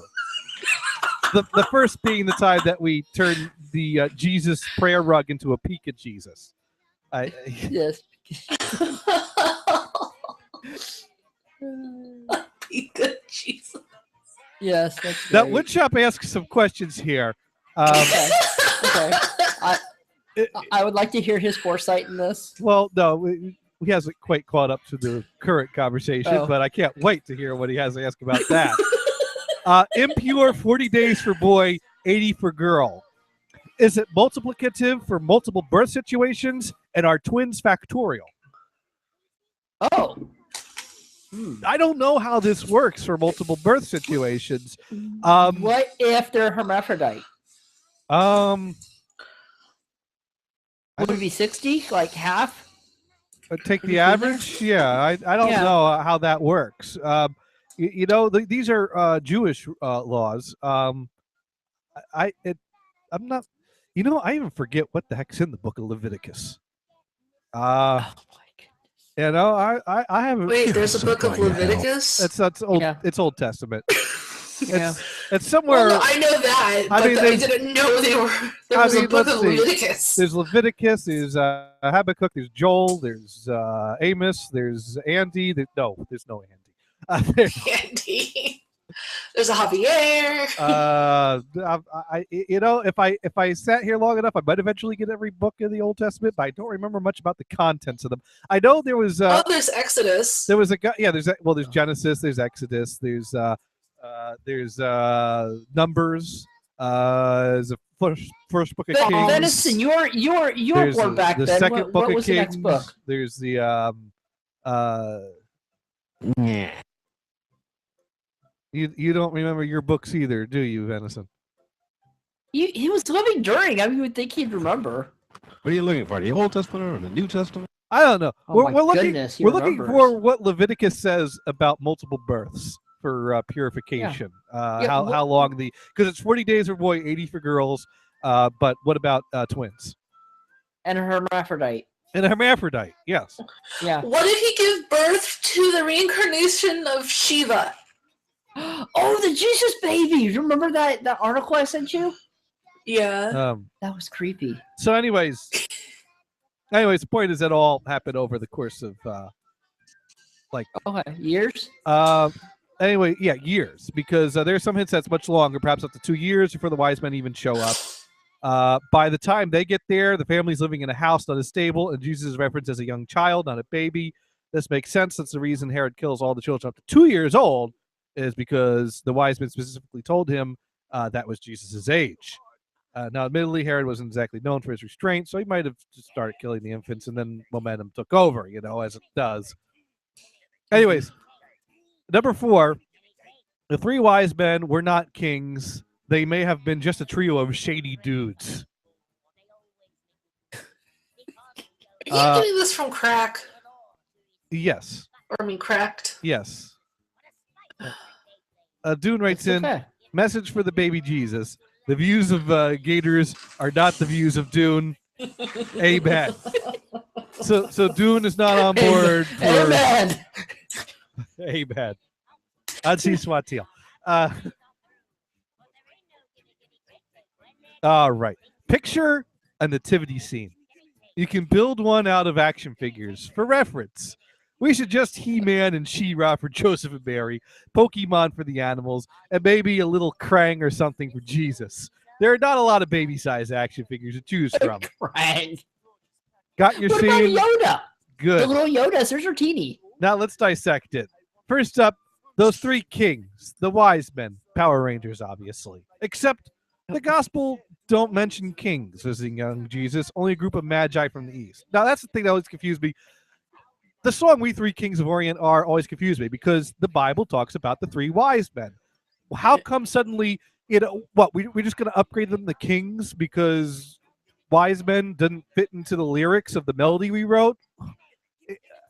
Gators, I only have the black, the blue, and the green ranger, or the yellow ranger. So a girl and a black man, would that be okay? Yeah, that's fine.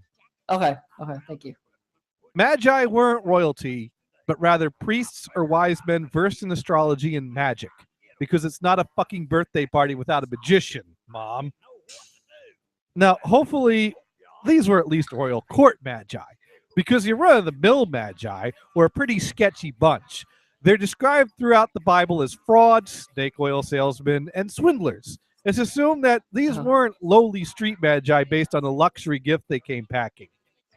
Though, one Old Testament verse suggests that they were just as likely to be traveling salesmen as they were wandering nobility, an interpretation shunned by church authorities, but that was understandably popular with Renaissance businessmen.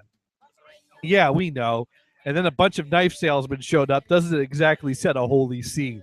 It gets worse. The Magi's choice of gifts would have raised some eyebrows, too, given how frequently the Bible mentions both frankincense and myrrh as aphrodisiacs. Now, we're not saying a bunch of shady door-to-door sex toy salesmen showed up for the birth of Christ, but you might want to check it out. It wasn't until the Middle Ages that the Magi began to be described as kings, largely to make the New Testament story better match the Old Testament Messiah prophecies, and probably because kings sounded better than magical spice perverts. Anyways, Neo, you wanted to chime in there? Hold on, I'm looking up frankincense. Okay. Well, while you look him up, Woodshop writes in... They changed the Old Testament to match the New Testament? No, they changed the New Testament. Or they changed the New Testament to match the Old Testament? Yeah, they wanted to make the New Testament kind of match some of the prophecies from the Old Testament. So they did the George Lucas thing and changed Star Wars so it would match the original. Right. Yeah, exactly. Okay. Yeah, yeah. You know, Han totally shot second. You know, right. I thought Greedo shot first. Yeah, Greedo shot first, so Han shot second. Right. Woodshop writes in, it only takes 72 hours to make a Jesus foreskin, but you will need to scrap your ass into a dish, scrape your ass into some sugar water, and incubate. I wouldn't recommend eating it, though. Yeah. Ew. The views of Woodshop do not reflect the views of Whacked Out writes in, for my nativity scene, all I got is some Transformers, a grumpy figure, and the Alf clipped on my monitor. That works. Woodshop writes in, astrology and magic. Wouldn't those be the actual enemies of religious at that point? You know, the devil worshippers, magic circle, world is round, let's turn coal into gold people. Well, yeah, Magi, I guess, were astrologers that the royalty employed, but apparently these were astrologers that were in tune with the religious side and were using their magic for religious purposes to find their newborn Messiah and then bring him some aphrodisiacs so that when he reached the teenage years, he'd be all prepared to get it on. I don't know where they're getting their I'm like I said, I'm not sure that all the facts are correct in this cracked article, but I found it interesting and amusing. as a aphrodisiac. If I remember correctly, frankincense and myrrh was used for medicinal purposes and also to cleanse the dead. But yeah, myrrh. They're getting the baby high. Yeah, myrrh. Well, this is what I was taught in the church. Myrrh was for, you know, embalming the dead, and, you know, frankincense was, you know, I mean, when you had the frankincense, you had like the they smoke. used the myrrh to save the foreskin. The myrrh. You embalm the myrrh. You embalm the foreskin in myrrh. That's why they brought it to the baby. No, I don't know. No, it says right here, the Egyptians used both frankincense and myrrh in the preparation of animal sacrifices and human mummies. Oh, they're going to mummify the baby Jesus. Hey, I'm not saying this is fact. I'm just saying it's an interesting article. You might want to check your facts, though. Don't base your religion on what I'm saying. All right. What? Let's take a look here. I'm taking notes here. I'm making sure I know. Another thing is there's been some speculation that they didn't meet up with the wise men until he was about 8 and living in Egypt. Okay, so once again, this goes back into, you know, the timeline, you know, maybe more than 2 years then. All right. Yeah. But the point is, it did take a lot longer than we thought. Now, this thing does, when I went back to the whole aphrodisiac line on this article, and it links to a Google book that is analyzing the poetry in the book of Song of Songs. Which let me tell you, Song of Songs, there's an interesting book of the Bible to take a read through. That's probably the dirtiest book in the Bible. Let's see. In the Bible, Song of Solomon, Song of Songs, Proverbs, and Psalms, romantic verses extolled the sensory excitement offered by the use of spices, particularly myrrh and frankincense, in stimulating the senses. In the Song of Solomon, spices and incense are an integral part of a rich, sensuous picture of love. 3:16, perfumed with myrrh and frankincense. 4:6, I will get me to the hill of frankincense. All right, so basically they're mentioned in the dirty book of the Bible that has some love poetry about how to get it on. I like how you're talking this with with Cabbage Patch in the background. marital bed. It's hilarious. Yeah. Why not? It's why not? Christmas. We got Christmas Yes. music, and we're talking about Christmas getting it on in Old Testament. Pretty much. And we've reached the end of the Cabbage Patch Kid record. Our That's a short record. Is Yeah. it one of those little small ones? no, it's an LP. Really? Yeah, we've been talking about this for about a half hour now. Oh, okay. Well, it's a short LP. And what we're still on the first paragraph? Anyways, I got no, we're reaching the halfway point actually. Okay. I just gotta clean the dirt clump off of the stylus because we Oh, gotta put no. on now it's time to put on the generic Tijuana Christmas album.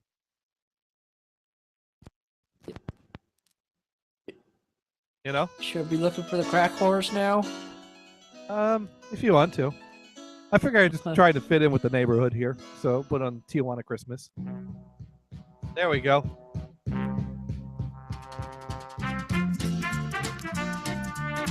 There we go. That's setting the mood now.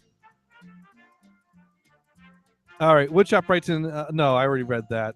Woodchop writes in. It was Satan blessing the child, which was the son of a being renowned as a god, which is why his return means the end of the world. Wink. Okay. Also known as Starscream from the Decepticons. All right, number 3. I'm going to have to Google this to verify this, but number 3, the Immaculate Conception does not refer to the birth of Jesus. No, I thought it referred to the conception of Jesus. The Immaculate, She conceived immaculately. Damn, she was prego. You know what? I'm not even going to read this on the article. I'm going to go to Wikipedia for this. Oh. Let me see if I do find it interesting that an angel showed up in her bedroom and said, "Now you're pregnant." Yeah, that is interesting. So, yeah. Oh, this is absolutely true. The Immaculate Conception, according to the teaching of the Catholic Church, was the conception of the Blessed Virgin Mary in her mother's womb, free from original sin. So basically, the church decided that, you know, in order for Mary to give birth to the Son of God, she herself had to be pure and free of original sin, which means that she was conceived immaculately. Oh. The Immaculate Conception is commonly confused with the doctrine of the Incarnation and the virgin birth of Jesus, though the two deal with separate subjects, although they're connected in a sense. The Catholic Church teaches Mary was conceived by normal biological means, but her soul was acted upon by God, kept immaculate at the time of her conception. Which, if God could do that, why didn't he do that with everyone? You know, there you go. Is that trying to say that Mary got it on, but still? No, she didn't get it Still on. had the. No, the, she didn't get it on because she gave birth to the virgin birth. But the Immaculate Conception doesn't deal with Mary not getting it on. It deals with Mary when she was conceived in her mother's womb, was conceived immaculately free of original sin. Because remember, the church teaches that we are all born with original sin, which is why we all must be baptized to cleanse us of the original sin we were born with, which goes back to Adam and Eve getting it on with the apple tree. Which is why we have to wear pants. Damn you, Adam and Eve. We could have been chilling in the garden with no pants, but no. For some people, it's probably better. I mean, would you want to see venison in a garden with no pants? Now, number 2 is basically going back to other things here. Number 2, a whole petting zoo did not show up for the birth of Christ, which, you know, if we go back to the beginning of this article where they weren't in a barn, they were in the kitchen, they just brought in their animals for the night, you probably get the idea that the whole scene of a barnyard full of animals probably isn't the case. But number 2 goes into what animals probably were there, what animals weren't there, and more animals being brought into the scene in the story for symbolic purposes, yada, yada. And number 1 is interesting. They're claiming that Christmas was not stolen from a pagan holiday, that it was the other way around. Because, real quick, poke your head outside, yell to your neighbor, the one that drives a Prius with a coexist sticker, how did Christmas start? You don't have to stay to listen to the full lecture about religious imperialism or whatever. You can duck out as soon as he mentions how it was stolen from a pagan holiday. The centerpiece of this argument is the fact that Christmas is celebrated on December 25th, once observed as the winter solstice, and that there was also a major pagan holiday celebrated around the winter solstice, Saturnalia. But Saturnalia wasn't on December 25th. It ran from December 17th to 23rd, and it's unlikely that there would have been much celebrating happening on the 25th, since everyone was still hungover from Saturnalia and trying to build a foundation for the New Year's festival drunk. That must be some party hungover 3 days later. Well, yeah, I'm thinking they're getting a little too literal here, because basically it was just, hey, let's celebrate around the same time that they celebrate, was how I imagined it. But he's trying to get exact dates. Christ's unfortunate one gift counts for both birthday of December 25th started with the AD 204 writing of Hippolytus of Rome.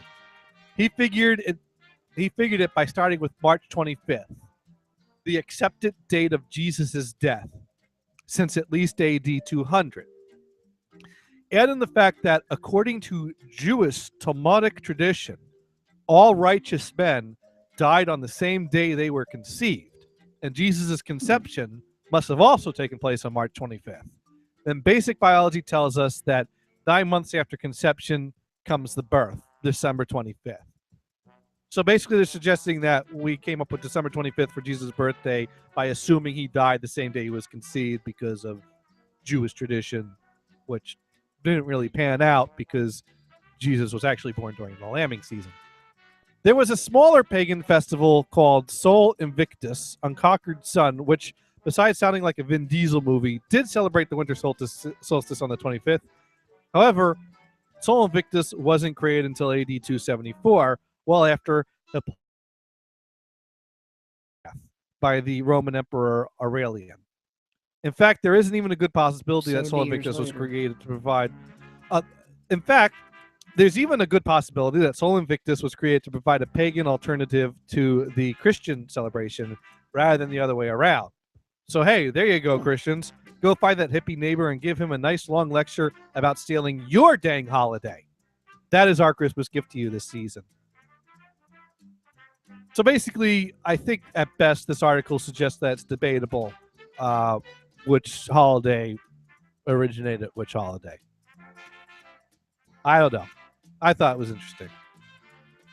Yeah, definitely. Woodshop writes in, I smell a lolly event in here somewhere. Oh, no.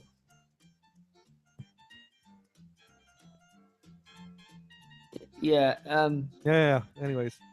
There we go. Yeah. Very jazzy.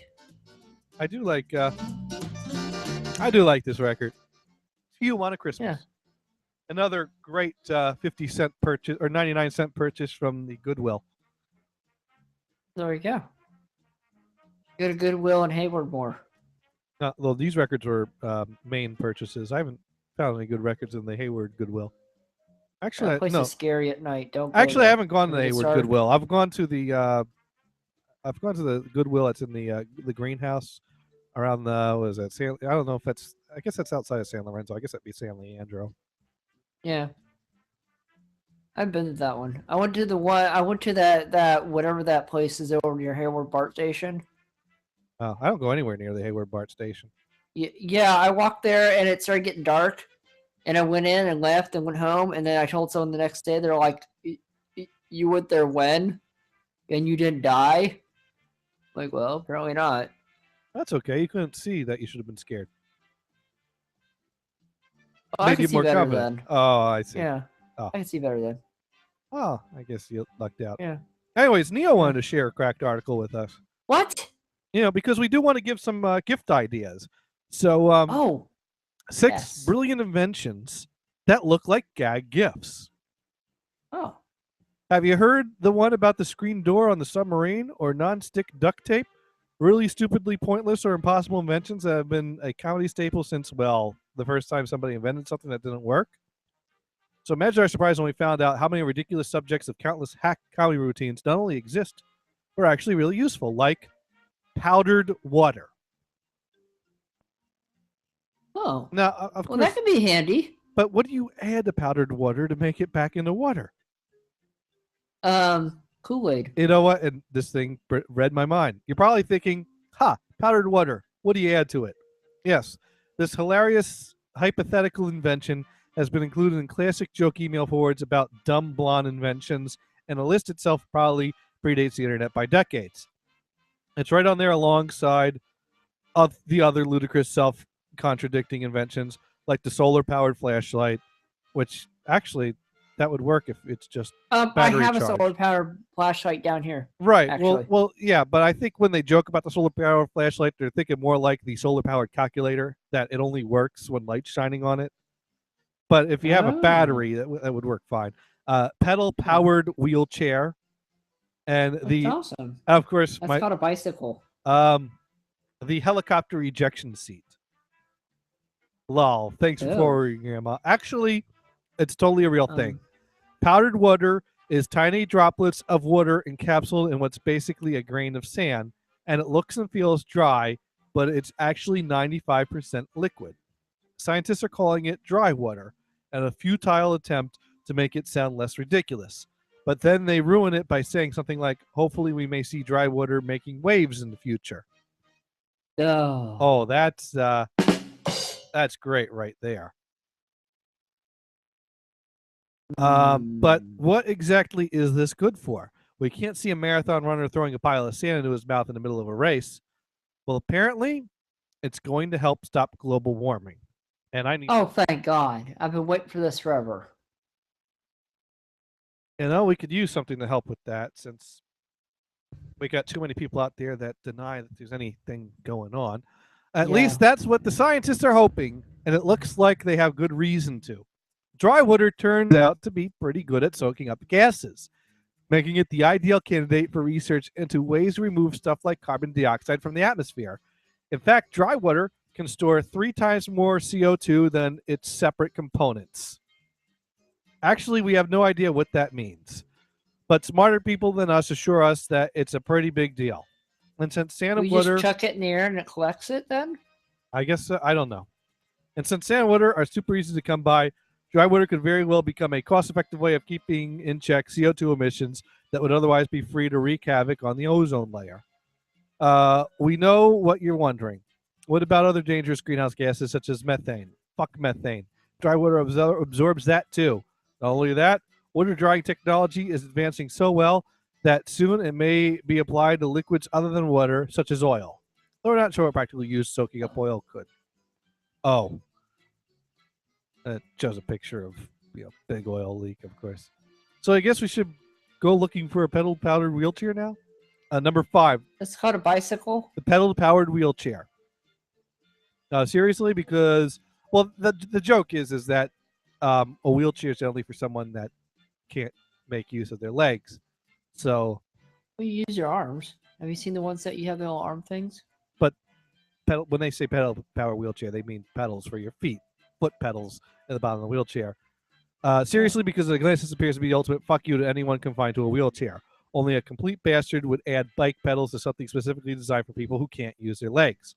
Alternatively, this could be a way for the growing community of douchebags who use wheelchairs despite not really needing them to feel slightly better about themselves by occasionally strapping the bike pedals to the chair and using them to get some exercise instead of, standing up and walking. Actually, not every wheelchair-bound person is 100% paraplegic.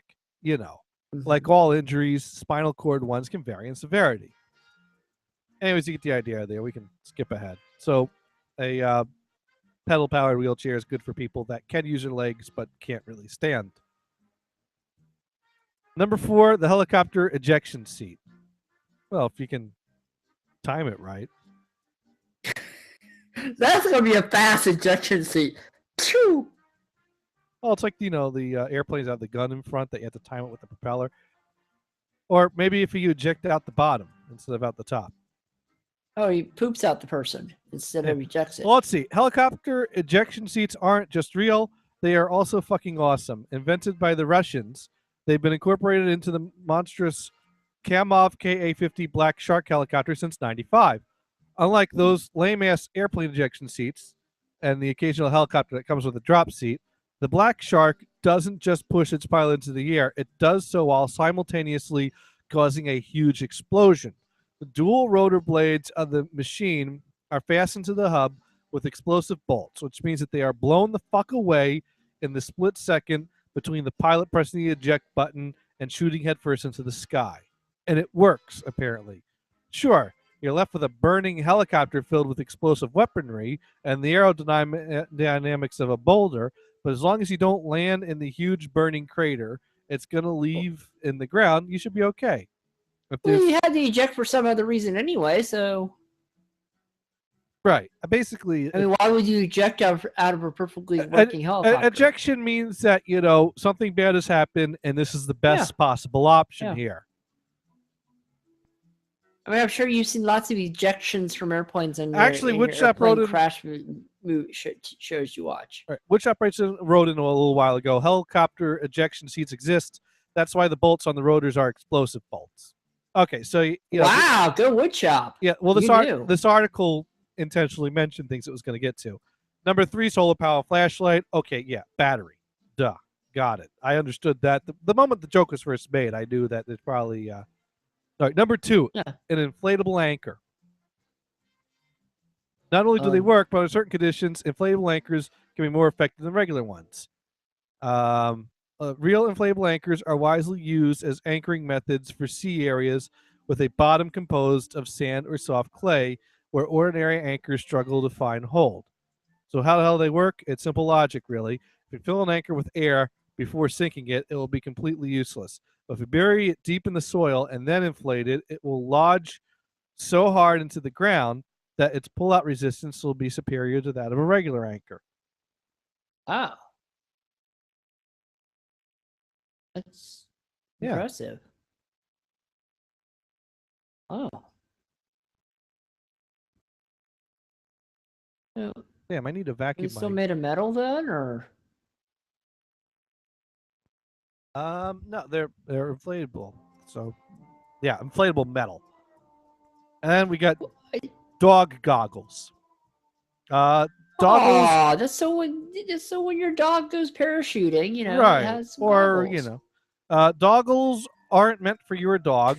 Doggles? Yeah, they call them doggles. They're utility goggles for search and rescue dogs, police dogs, and military dogs. Okay.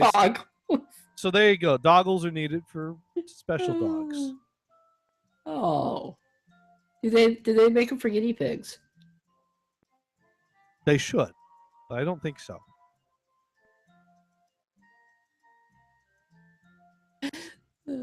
Goggles.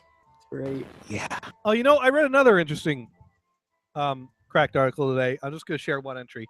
It was kind of like, you know, people that were really big dick moves.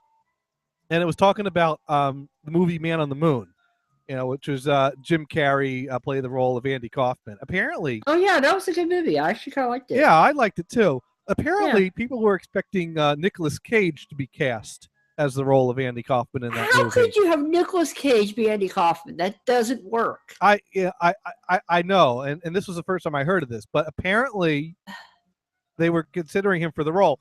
But one had to send in an audition tape, and Jim Carrey went all out on his audition tape. He like hired people, people that were in Taxi to play, to shoot scenes with him. Christopher Lloyd, right there. I don't know about who or what, but apparently Jim Carrey went all out for this. Danny DeVito and sent in this like really detailed and well done audition tape and got the role. And Nicolas Cage didn't send an audition tape. And apparently at some point someone asked him, "Why didn't people thought you were going to get cast? Why didn't you send in an audition tape?" And his response was, "Well, my good friend Jim Carrey told me that people of our, stature don't need audition tapes." Oh, go Jim Carrey. Little psych there. Little psych. I don't know if that's true or not, but awesome. Attitude. No, I don't think there was any better person to do that role than Jim Carrey. No, honestly. no, let's see.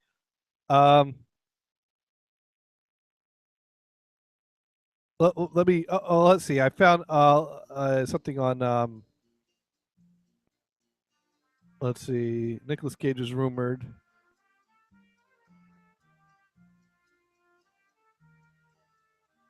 I'm trying to find something to verify this online.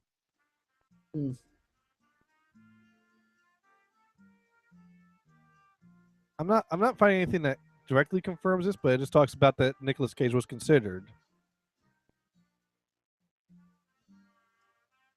But no, that's supposedly. I don't know. I'd have to research that a little more to confirm it. But that's what I read, which I thought that was kind of funny.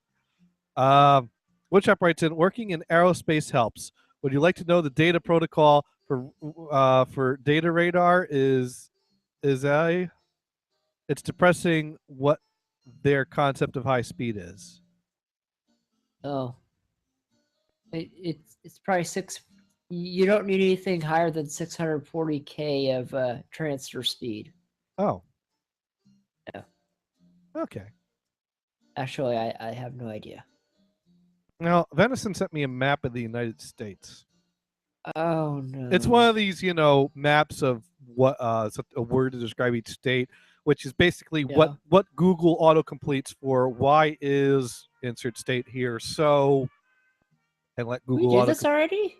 We've done other things like this, but not this one. But basically, what will autocomplete complete for a state? Why is insert state here? So, like for example, if you were to type in "Why is Texas so," it'll autocomplete big. There you go. Or why is California so expensive? That is very true. Yeah. Why is Kansas so flat? Wait. Yeah, I've been there. It is.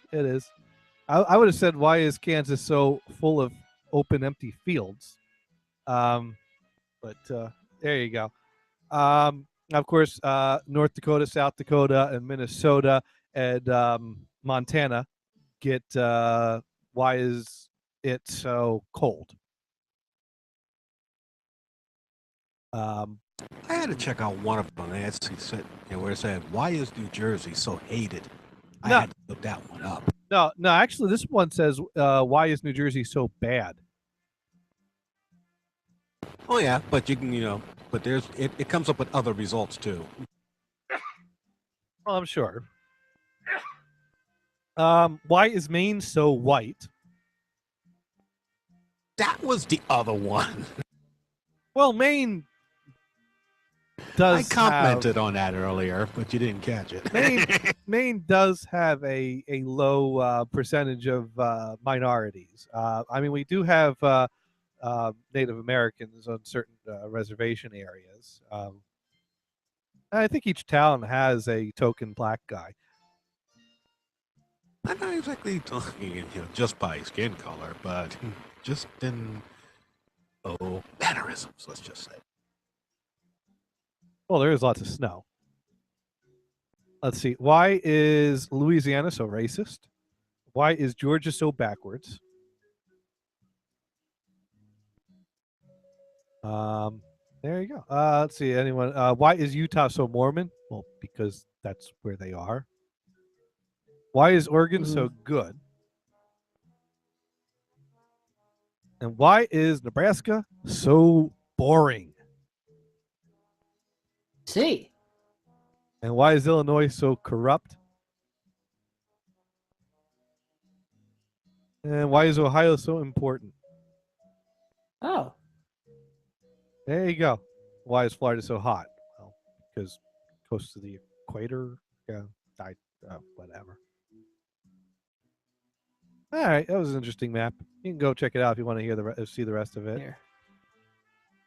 I'm sure Google search you can find that.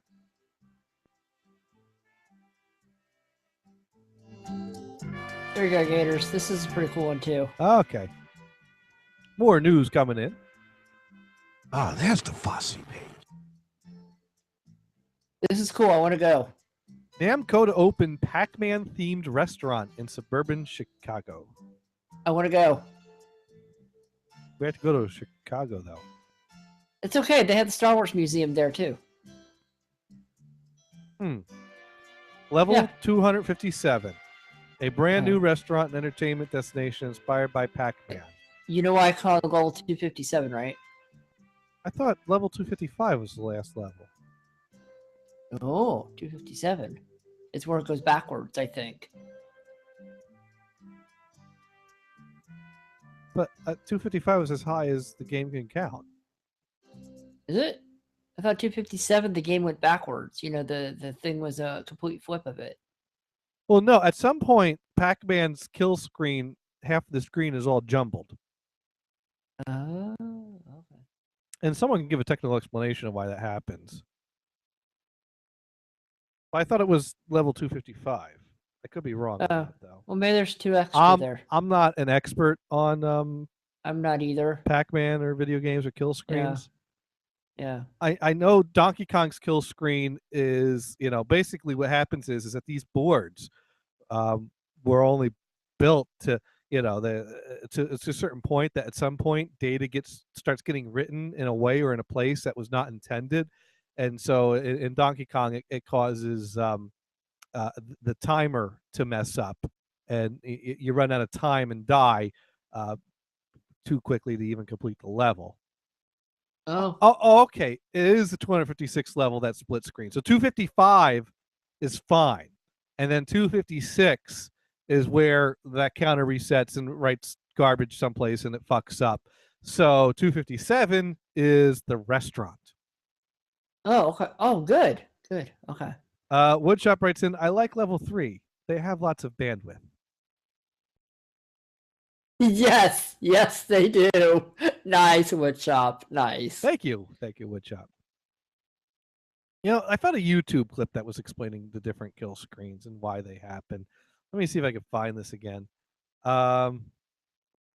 Maybe this is the one. Video games, the kill screen. Let's see what this video is. It's silent so far. Yay! With Dig Dug's kill screen, what happens here is when the player completes... This sounds like this stereotypical nerd.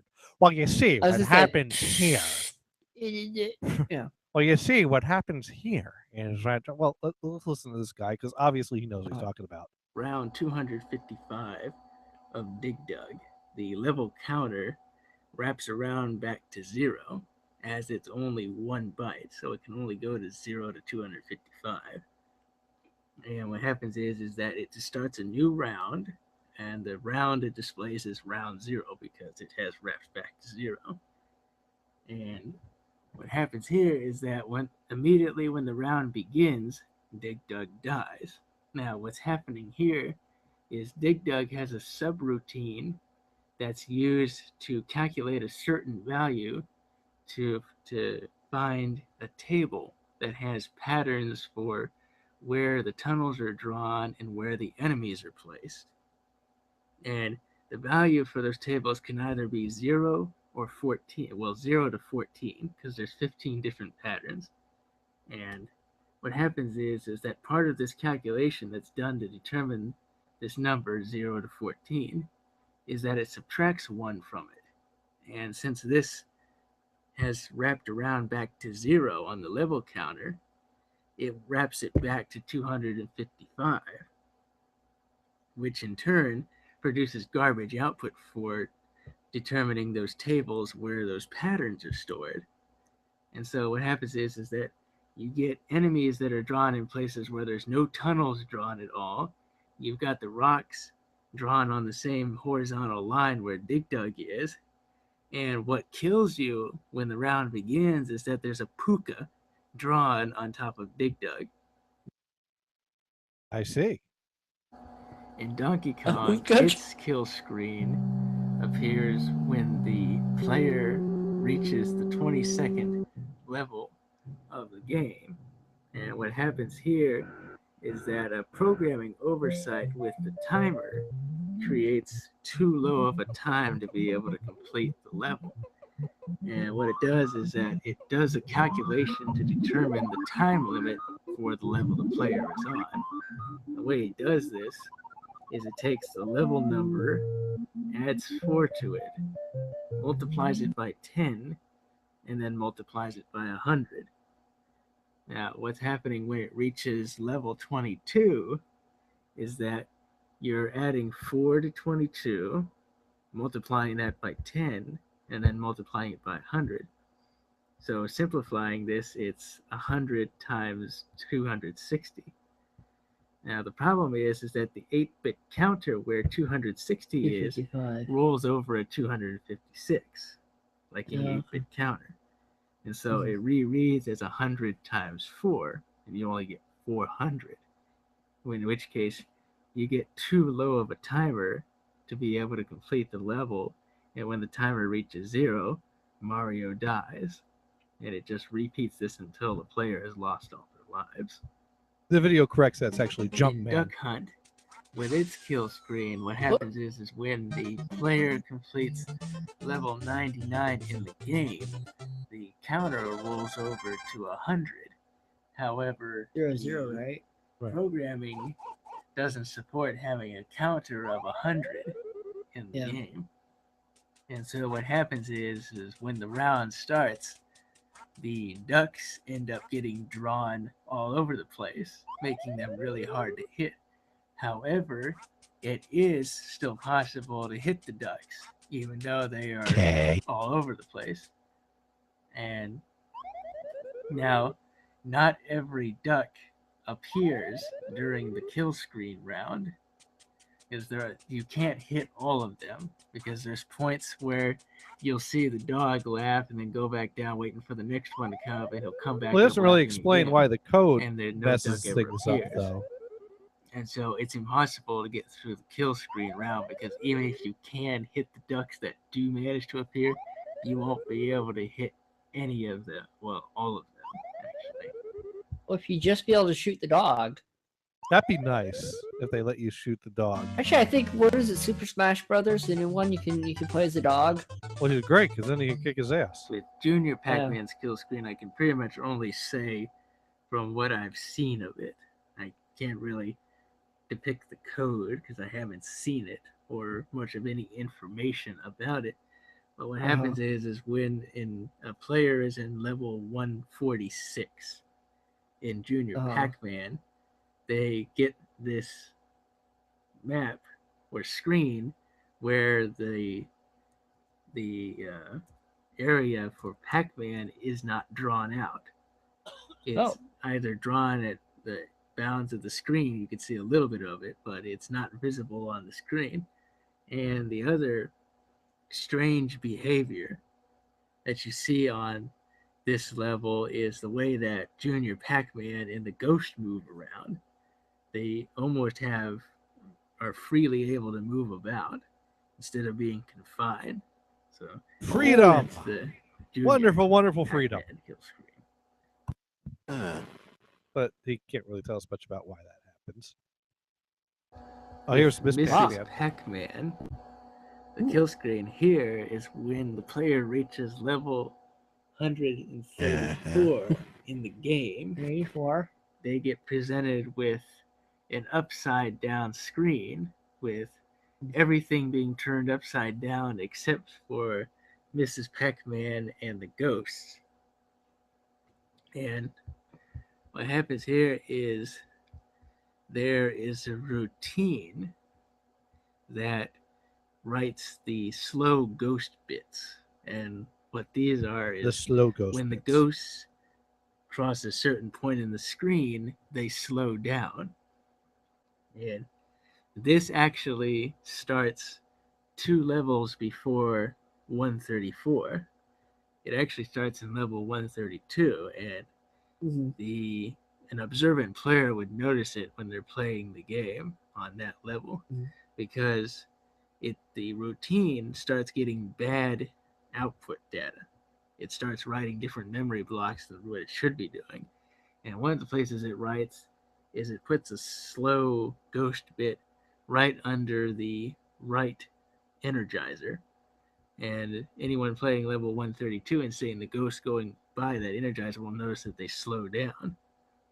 Now, these slow ghost bits are actually supposed to be written where the tunnels are. So when the ghost goes through the tunnels, they're supposed to slow down.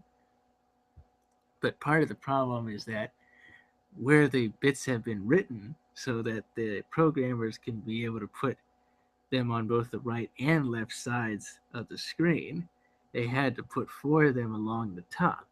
And this ends up creating trouble in the routine when they get late, when players get later in the game, up to 134 especially. And it starts writing bad values in level 134.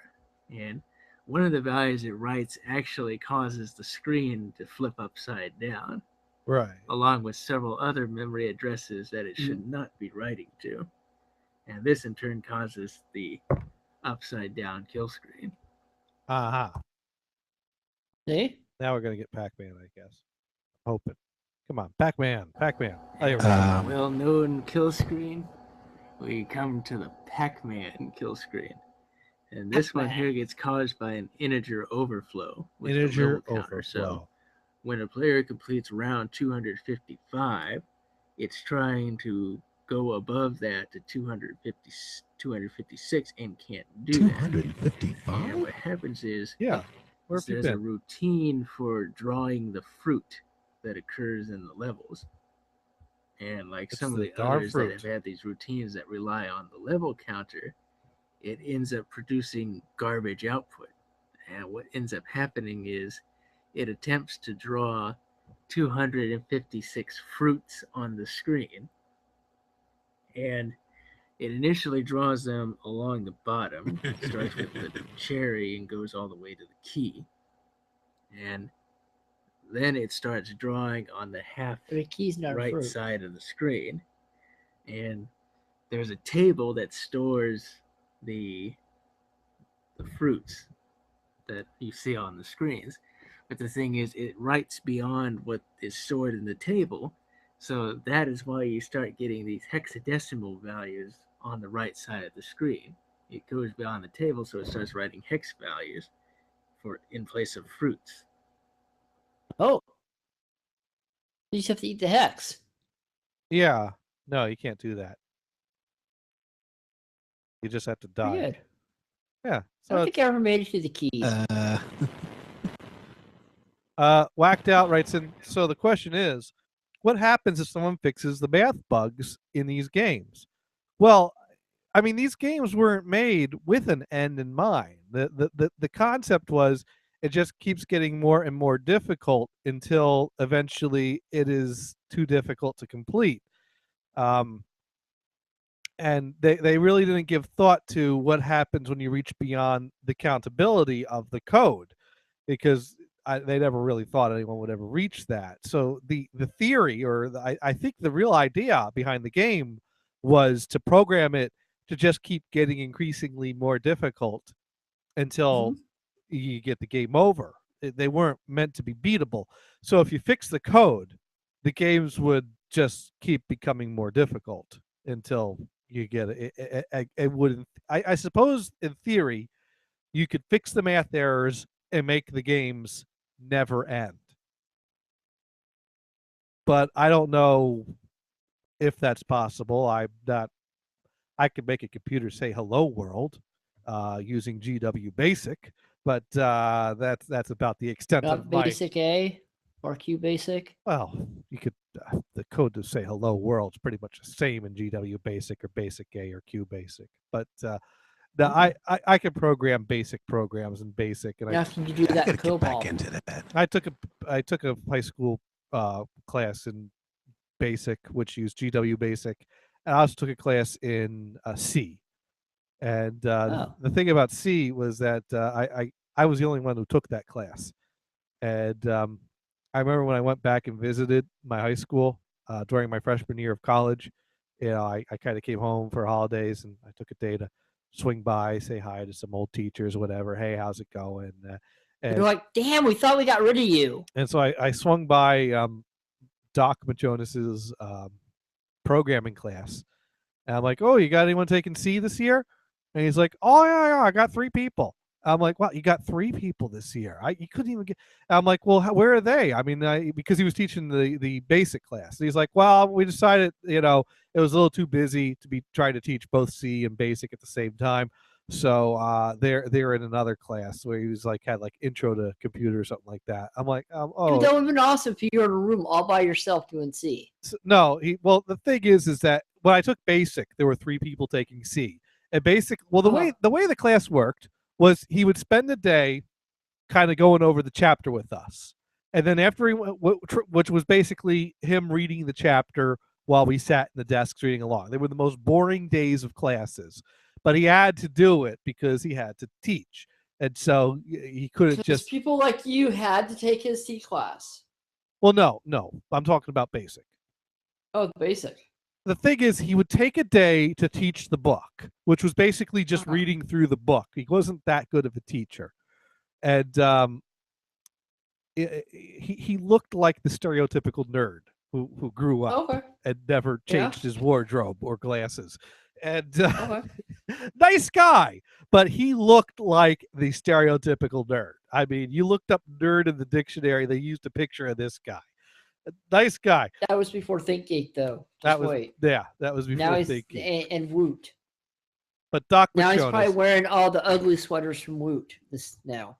Yeah. So he would but he would go back and forth because he would kind of take a day to teach the chapter, which he wasn't that good. It was just reading through. I could read the book myself. I didn't need him to, but he had to do it because he was a teacher. So that way he could say, well, I taught. And then when he was done, there were 10 exercises at the end of the chapter, and we would break out into our computers and take however long it took for the whole class to complete the 10 exercises. Like, finally, I can touch the keyboard and stop playing Oregon Trail over here. And right, because what I would do is I go through, do the 10 exercises in 1 or 2 classes. It would take the rest of the class like 2 weeks to get through all 10 exercises. And all we had to do was show him that we finished the exercise. And once we were done, it was free time to do whatever the fuck you wanted to do on the computer. Which I think is pretty good motivation, actually. Oh, yeah, because I would, just dick around with some, Jeopardy or Wheel of Fortune or Leisure Suit Larry. Mind you, I went to Catholic school and I was playing Leisure Suit Larry on the computer while waiting Were you peeing on a window staring at people in a swimming pool? So Doc Machonis would walk around and answer any questions and help out, but he'd also take time to sit down with the C students and teach them their chapter. So he could kind of go back and forth between the 2 classes.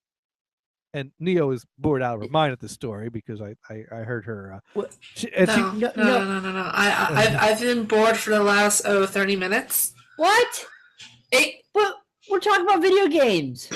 Well, that's okay because Neo wants to talk about her underwear. Yes. All right. Well, Neo. Huh? I found this was more compelling than talking about the data processes of a fucking video game. I thought that was good. Okay. All right, Neo, you are wearing underwear right now, right? I'm wearing assless chaps. You're wearing assless chaps? Wow. Yes. That's hot. No, it's not. What do your cats think about this? You know what I've learned? I've learned that Mars thinks assless chaps is hot on Neo. Not really. No, nothing is really hot on me. That's just. Oh, everyone's hot in their own way. No. All right, well, let's see what this video about women's underwear. You might want to skip forward a little bit because she talks about her dog first. Okay. What's with the squeaky toy? That's the YouTube clip that Neo sent us. But we could get to that in a little bit. Hey, Gothard, how's it going? It's going. It's going. I've arrived home. You've arrived. Everything's good. Which home have you arrived home to?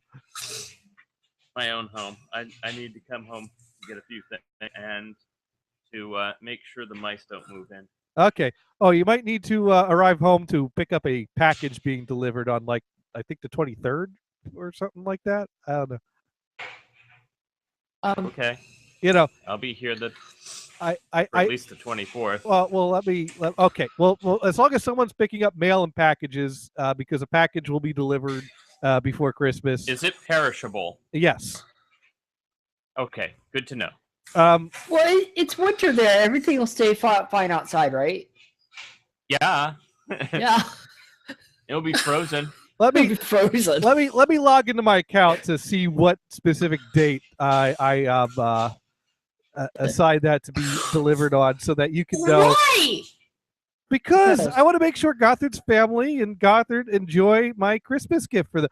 December 23rd, a box will be showing up at Casa de Gothard, and Casa de Gothard, and so I've been feeling like that movie Mouse Hunt lately, because I've just put out 8 of those wedges of decon in the house. Well, I'm not here to attend to a mouse trap. So I'm like, fuck it. I'm going to kill the bastards. There you go. Yeah. How's your cat holding up with the decon? The cat's not in the house. Okay, good. Wait, the cat's outside? Yes, the kitty cat's outside. It's okay. It can't hear anything. It's fine. No. The cat has moved. The cat has moved into a house full of animals, so it's no longer bored. Gothard now has 2 homes. Yeah. I acquired a second residency. Yes, that's becoming more permanent.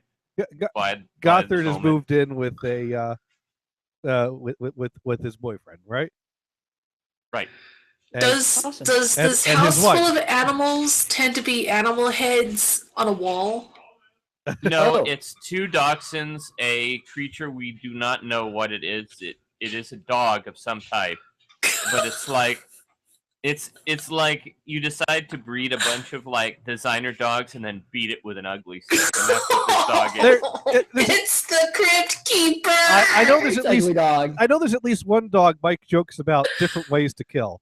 That's the one. That's the and then one. there's a very big golden retriever that's super mellow. So now, except when you come in the house, and then I swear its head is going to explode from excitement. Now are there any yeast cultures heading my way that I need to keep an eye out for? I will be sending you a package at some point of yeast cultures. Of yeast cultures, and I am trying to find you a preservative / certain thing that's hard to acquire in your area, but very easy to acquire in places like Quebec and northern parts of New England. Maple syrup? Sugar. Moxie? You know, with I manually use maple syrup. Maple syrup. Ooh. With the weird looking dog thing that your boyfriend wants to kill multiple ways. Does he have a septic tank?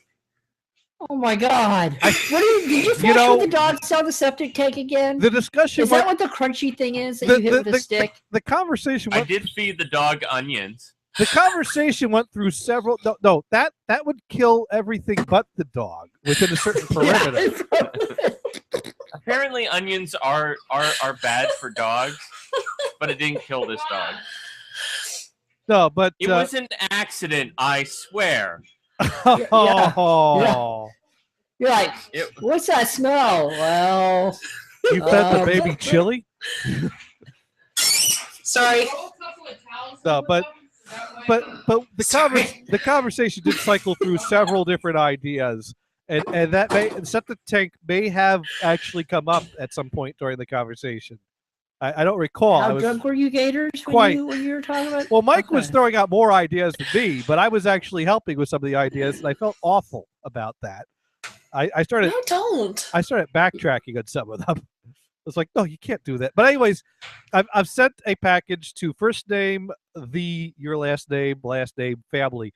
So you and the family could all enjoy some perishable, tasty treats of some sort that I'm sensing chocolate-covered strawberries, but That is the gift of choice for everyone. Yes.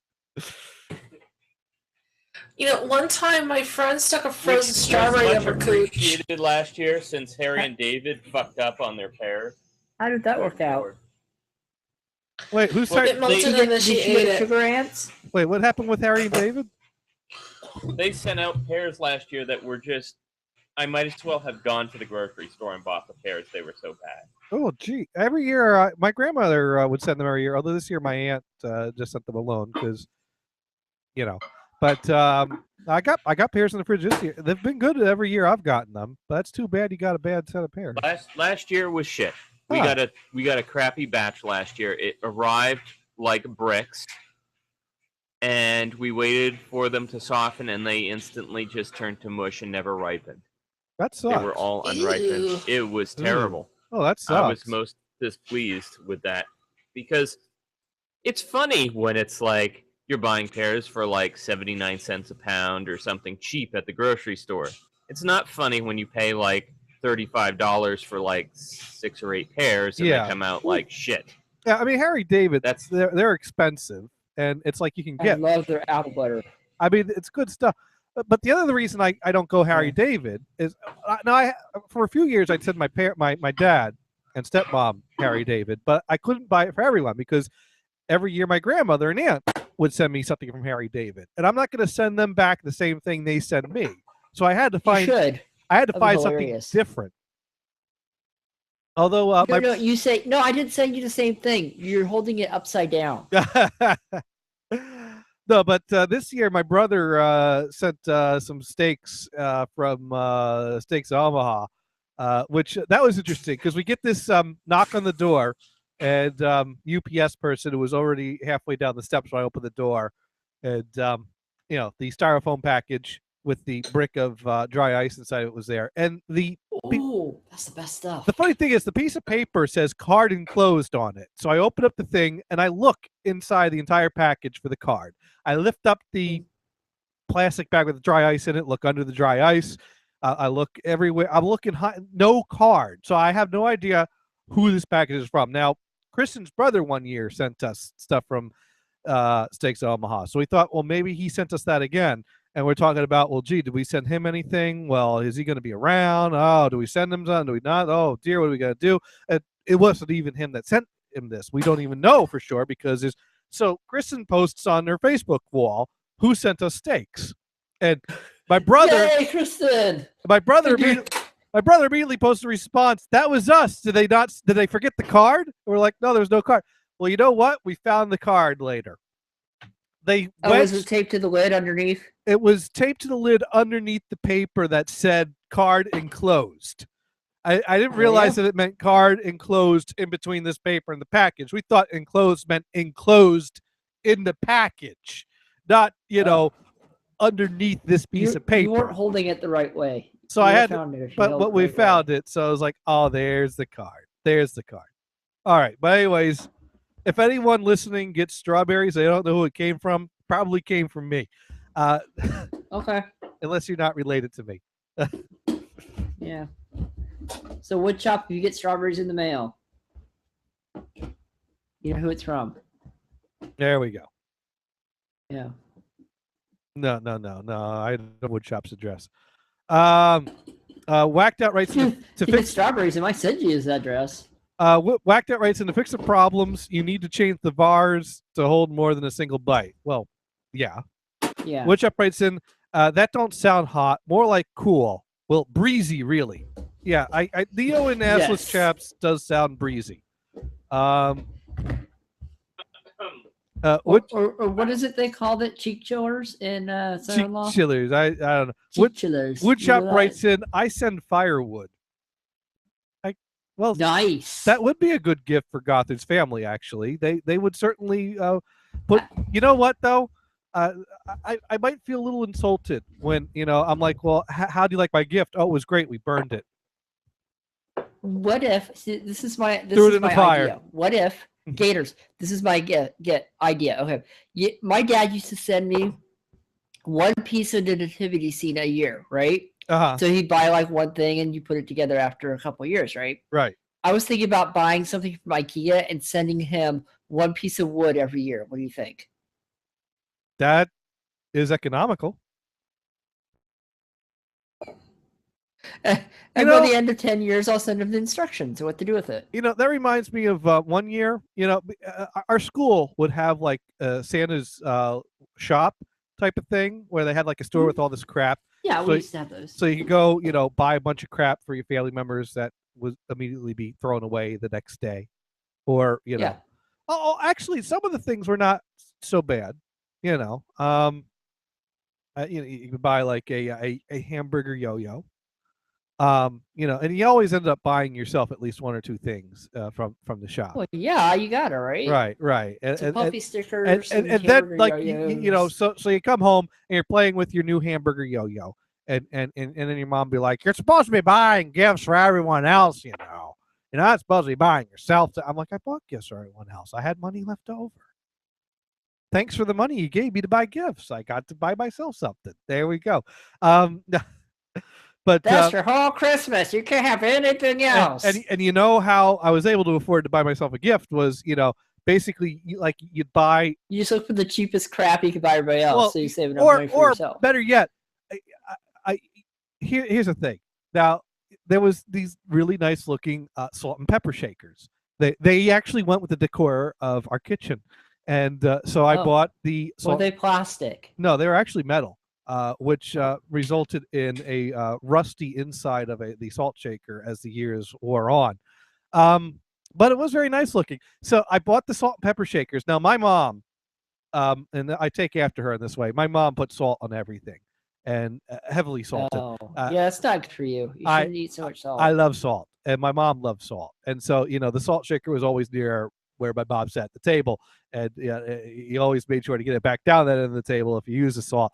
And at family gatherings, my aunt and my mom always made sure to have a salt shaker near each of their plates. My aunt would always be like, they want it down this end of the table for us because I like sugar. I like salt, and I take after my mom on that. I don't like putting stuff on my food. Now, my dad liked things with a little bit of spice, so he was always throwing pepper onto his food, whereas us kids generally didn't care for too much pepper on our things, maybe a little sprinkle here and there. So, I figured what made sense was to buy a salt and pepper shaker and split them up and give my mom the salt shaker and my dad the pepper shaker, and then between the two of them, my God, they had a set. Was that cute or what? You cheap ass bastard. Yeah, cheap ass bastard. And then I was able to buy myself the hamburger yo-yo. Which was actually. You ever caught on to that? Which was actually a pretty shitty yo-yo. Yeah, you got to buy a Dunkin'. You know what, Dunkin's though? better. I don't think that was the only. Dunkins are better. What's that? Dunkin' yo-yos are better. Dunkin' yo-yos are pretty crappy, actually. No, the butterfly yo-yos, they were freaking awesome. I have a couple of them. Yeah, but you can't get a Dunkin' yo-yo to sleep long enough to do a real trick. You don't use the right yo-yos then. I had a Dunkin' butterfly yo-yo. I could barely sleep it long enough to do walk the dog. Dude, I can sleep my yo-yo for a while. No, what you wanted to now, Gothard, you know what's better than a Dunkin' yo-yo because you actually pointed The ball bearing kind. Yeah, because you were like, hey, buy that because you already had one of them, and I bought that. It was the greatest yo-yo ever because I had the bearing around the axle and weights in the halves of it, and bam, zzz, that thing would sleep till November. And, that's because that's because you cheated and got one with ball bearings on it. Yes, well, that's not cheating. That's a good yo-yo. Yes, for super geeks. No, I had a Dunkin' and I had this wood one that was pretty cool. I had a Dunkin' butterfly yo-yo that would play music. It played the Dunkin' yo-yo theme. Da da da da da da da da da da da da da da da da da da. It was the most annoying thing after about 5 minutes. Did you ever get the tire? They had a tire one.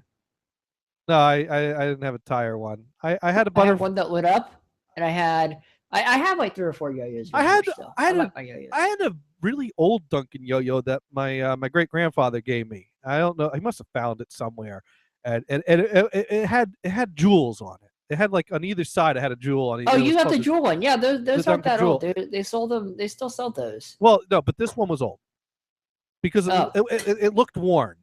You know, when he gave it to me, like he found it in a drawer somewhere. And I was like, yeah, Jonathan will like this. Yeah. And I wish I still had it, but it got. I think I accidentally left it at a friend's house, and I never saw it again. Gators. Yes. Guess what I found at the Goodwill? What'd you for find? $1. CCC Senor Bandito. Oh, now you have a copy.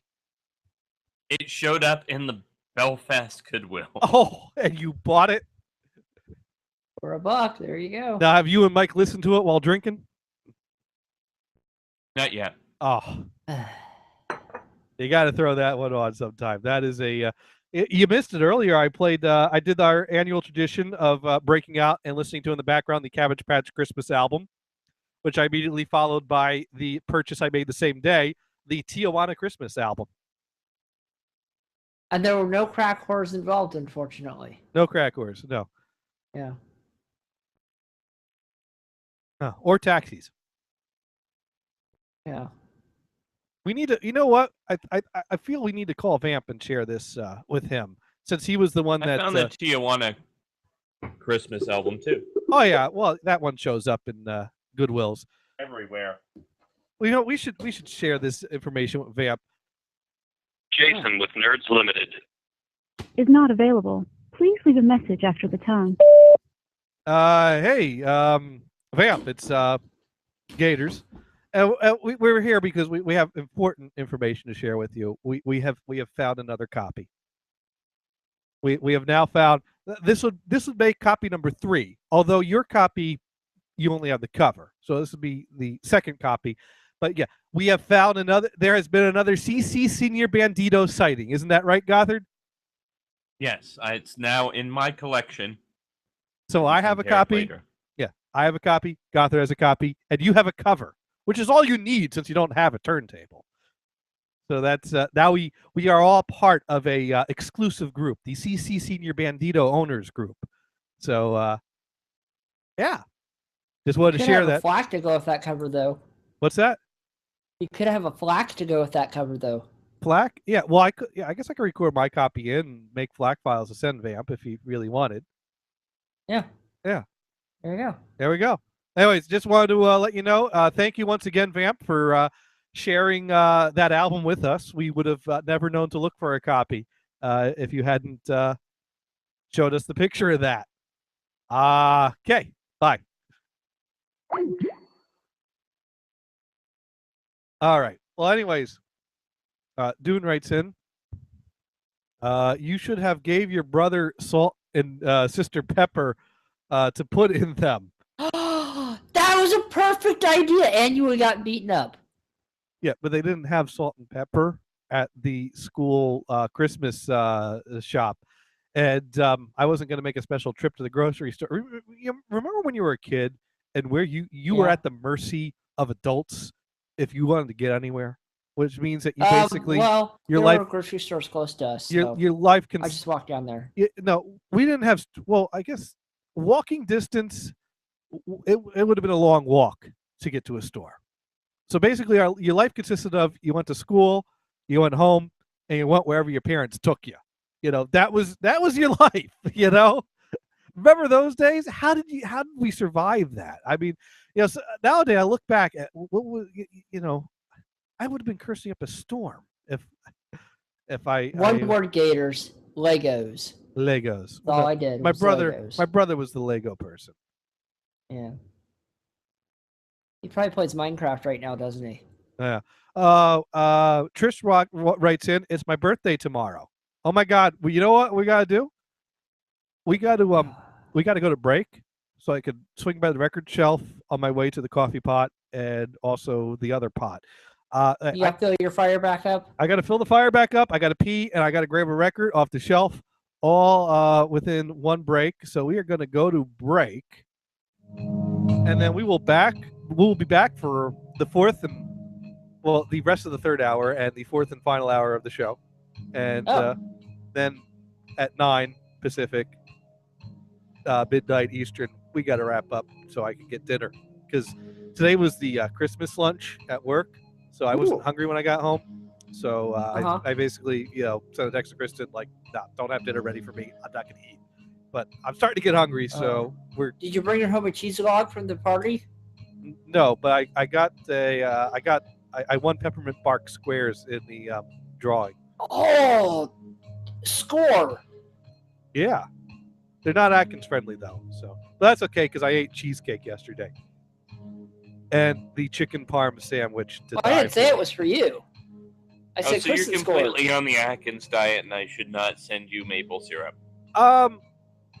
I've been cheating, but I'm gonna. He had, yeah. Here, a lot. Well, here's the thing. How long does the syrup last? Because I'm gonna go strict Atkins again for the new year, and because I basically lost 50 pounds the first half of this year, and I maintained that same range for the second half of the year. So that's success. But I still have more losing to do. So January, I'm gonna go back strict for a few months. I figure if I lose half what I lost this year in the next year, I'll be in good shape. And then I'll probably go back to maintaining because I've got habits I'm sticking to, but I've basically been just doing, stick to the standard habits and give yourself treats. And by doing that, you can maintain. But I want to go. Well, let's put it this way. Yeah. It will last longer if you don't open it and save it till after you go to that point, because once you open it, you should decant it into smaller things that are tight. Okay. So that there isn't much oxygen in it, and then you're pretty good. And leave them in the refrigerator once you decant it. Okay. And then you should be good. All right. Well, it should last like 2 years.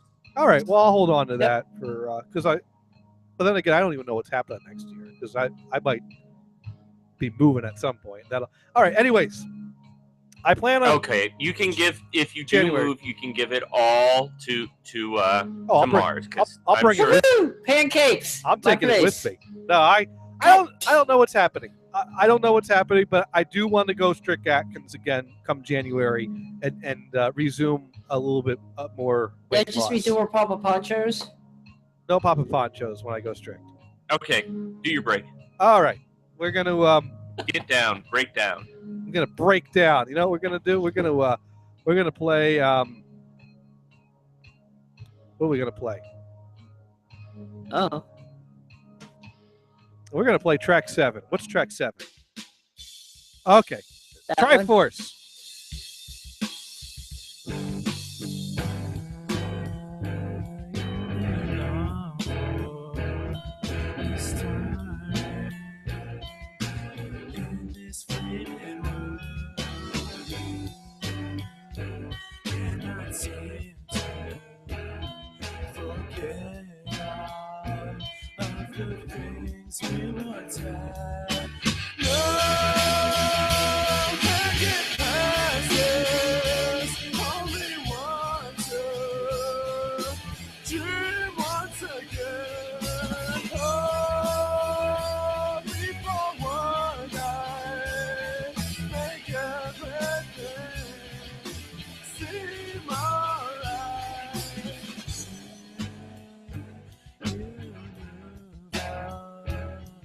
To some place far and gone.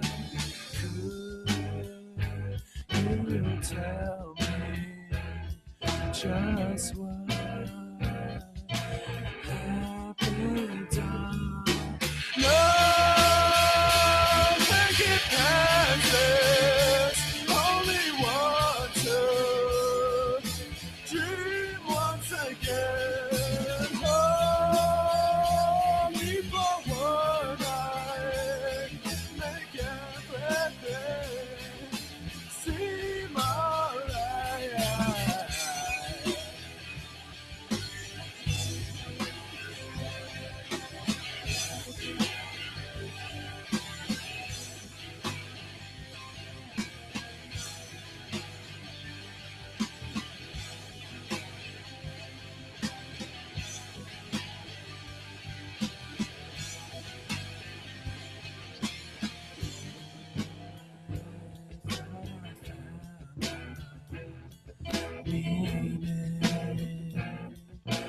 To all this mess, but you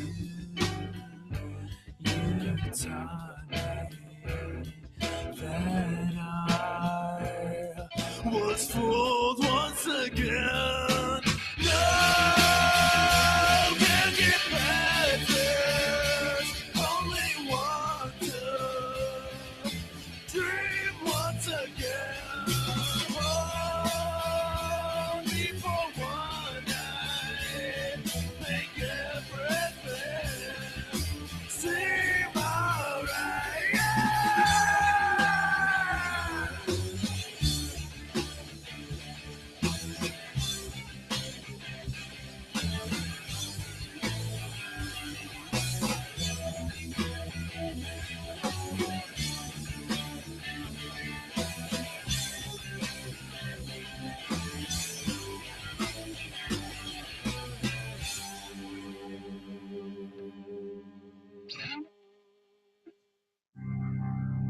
Crater Maker. We'll never bring me down.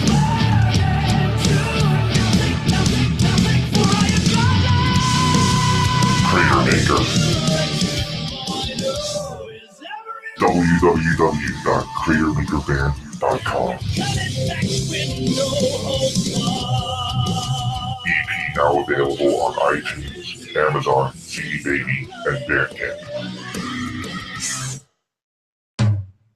Do you know somebody that complains constantly about Dell, Asus, motherboards, Intel, printers, faxes, soda, and may possibly be considering the fact that his own anus is conspiring to destroy all of his computer equipment? Worse yet, does this person constantly complain about massive PST files while sending 8-page emails? If you answered yes to any of the above, then what you need is the Jonathan Gators TLDR email filter. That's right, this innovative new program can take even a Gators rant and extract a few pieces of relevant content therein. Let's see how the program works. Firstly, let's take the average Johnny Gators email. God damn it, there is no code I can count on anymore. Where does the disk operating system overwrite? Right over the few meg that has the file I just deleted seconds ago by accident. Way to go, unnamed uncredited person that threw the code into a dumpster to be retrieved by Bill Gates. You were right to throw that away, it fucking sucks. Next time you decide to write shitty code, get a fucking paper shredder. My, what a steaming pile of bullshit. But let's see what the TLDR filter can make of it. Oh no, I broke my computer again. What a dick I am. The program then presents them in a 6-line format to maximize relevance with minimal waffle. As you can see, this new product is an amazing thing. And how much do you think it costs? $50? $100? Well, you'd be wrong. Because we're giving away the Jonathan Gators TLDR email filter for free. Because, let's face it, it's an act of fucking charity. So pick up a copy of the Jonathan Gators TLDR filter for your email client today. The average user claims that they save up to 6 to 8 hours worth of productive time per day when they don't have to read Gators mail. The Jonathan Gators TLDR filter, the most exciting new productivity tool in the world.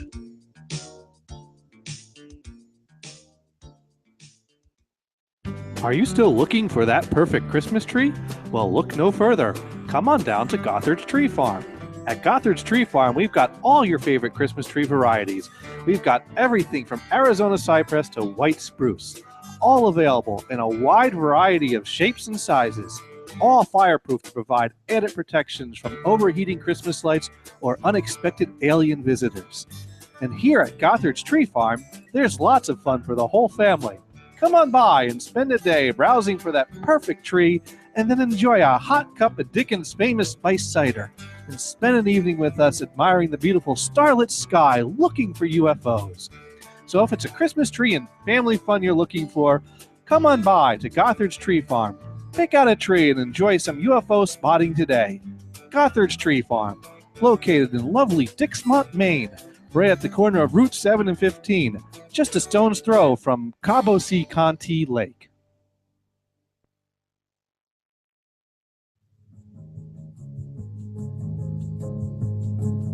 All right, we're back. Gothard, have you told the Gothard's Tree Farm story to This Mike weekend, yet? I gotta play some stupid Christmas. Oh, he's talking now. Oh. You can mute now. No, not you, Gators. Should I unmute? Yeah, you can unmute. What did you mute me for? By the way, Triforce was horrible. Because the Triforce was giving me a headache. I know he was that was horrible, Gators. They could have used well, they were thinking about getting a female vocalist to, so Andrew could just focus on his guitar work. Yeah, it could have and helped. songwriting. Yeah. I recommend this. One can sing it. One that can sing it. Well, I don't know if they ever have a Triforce reunion, we might have to bring in another vocalist, but I don't know that there will be a Triforce reunion. Neo and the Triforce. What do you think? Neo and the Triforce. There we go. Nice. That'll be. Let's see. What would that sound like? That would sound something like. I was wondering. What? Well, you're saying Triforce sound horrible and they needed a singer. I said it should be Neo and the Triforce. There we go. Actually, Neo and the Triforce would sound something like.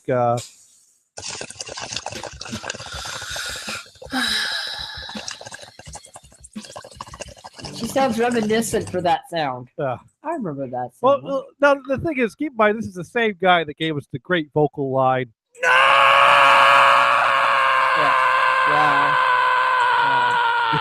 Dude, where would you be without Triforce? You'd be screenless. Yeah. Oh, Trish, go ahead. Skype in. Actually, we'll Skype you. Well, no, go ahead. Skype in. Trish wants to. Who's calling? Trish Who's wants Skyping? to Skype in. Trish wants to Skype in. So Trish is going to Skype in. Okay, cool. Yeah. This is exciting. Yeah, this is because we usually we don't usually get calls from Trish. Yeah. Now doing the Bob show, we get calls from Trish, but so this will she's gonna Skype in, and I've never talked to Trish before. Well, you've been on the Doing Bob show. No, I've never talked to her before. I'm doing Bob. I've heard her. I've never talked to her. So you've never crossed paths with her while because I No. figured that you must have crossed paths at some point, but No. I don't think I have either. Huh. All right. Well, that's okay, Medicine. Oh, maybe I need to type it. Maybe she's not listening. I assumed she was listening. Anyways, I got my coffee mug filled with coffee, so now I could see the flaming log in the fireplace. I also bought 2 of the Oh, here we go. Here we go. Hello. Hey. Oh, and you did video. So I could see Trish. Yeah. Uh-oh. Now, hey, how's Hurry, it going? Trish! Push the button, turn it off! Hurry, Gators can see you! It's creepy! No, that's okay. That's okay. You don't want him seeing anybody. Maybe I could turn mine. Let me see. Oh, it won't let me turn mine on because it won't. My webcam cannot handle sending to Skype and YouTube at the same time. Well, you have a crappy webcam. Yeah. We need to get you an HD one. We've already established that on the show. Yes. So how's it going, Trish? Pretty good. That's good. So your birthday's tomorrow, right? Yes. So we need to. It's Trish's birthday. So we got to break out the birthday record.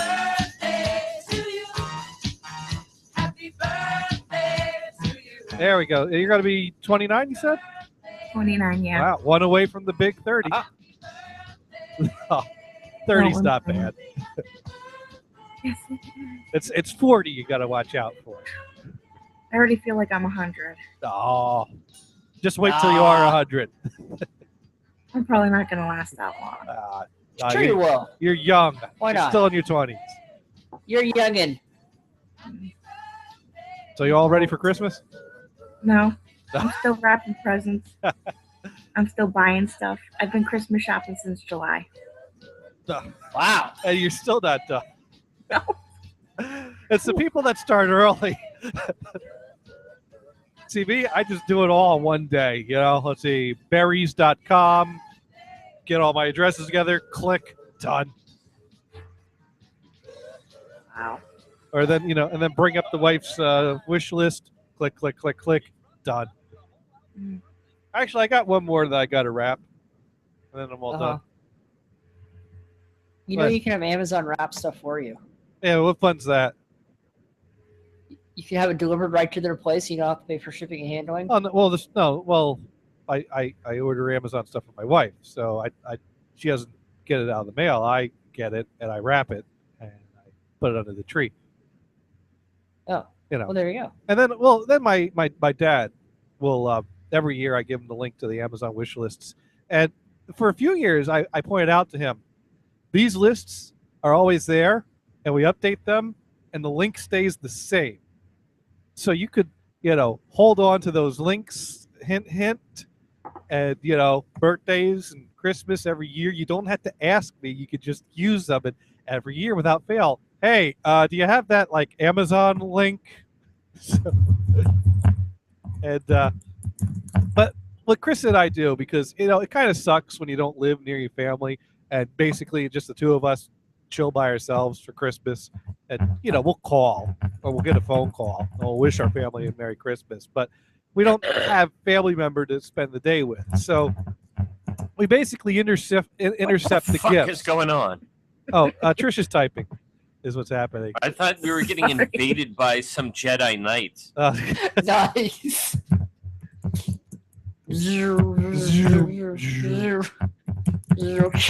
We're under attack. No.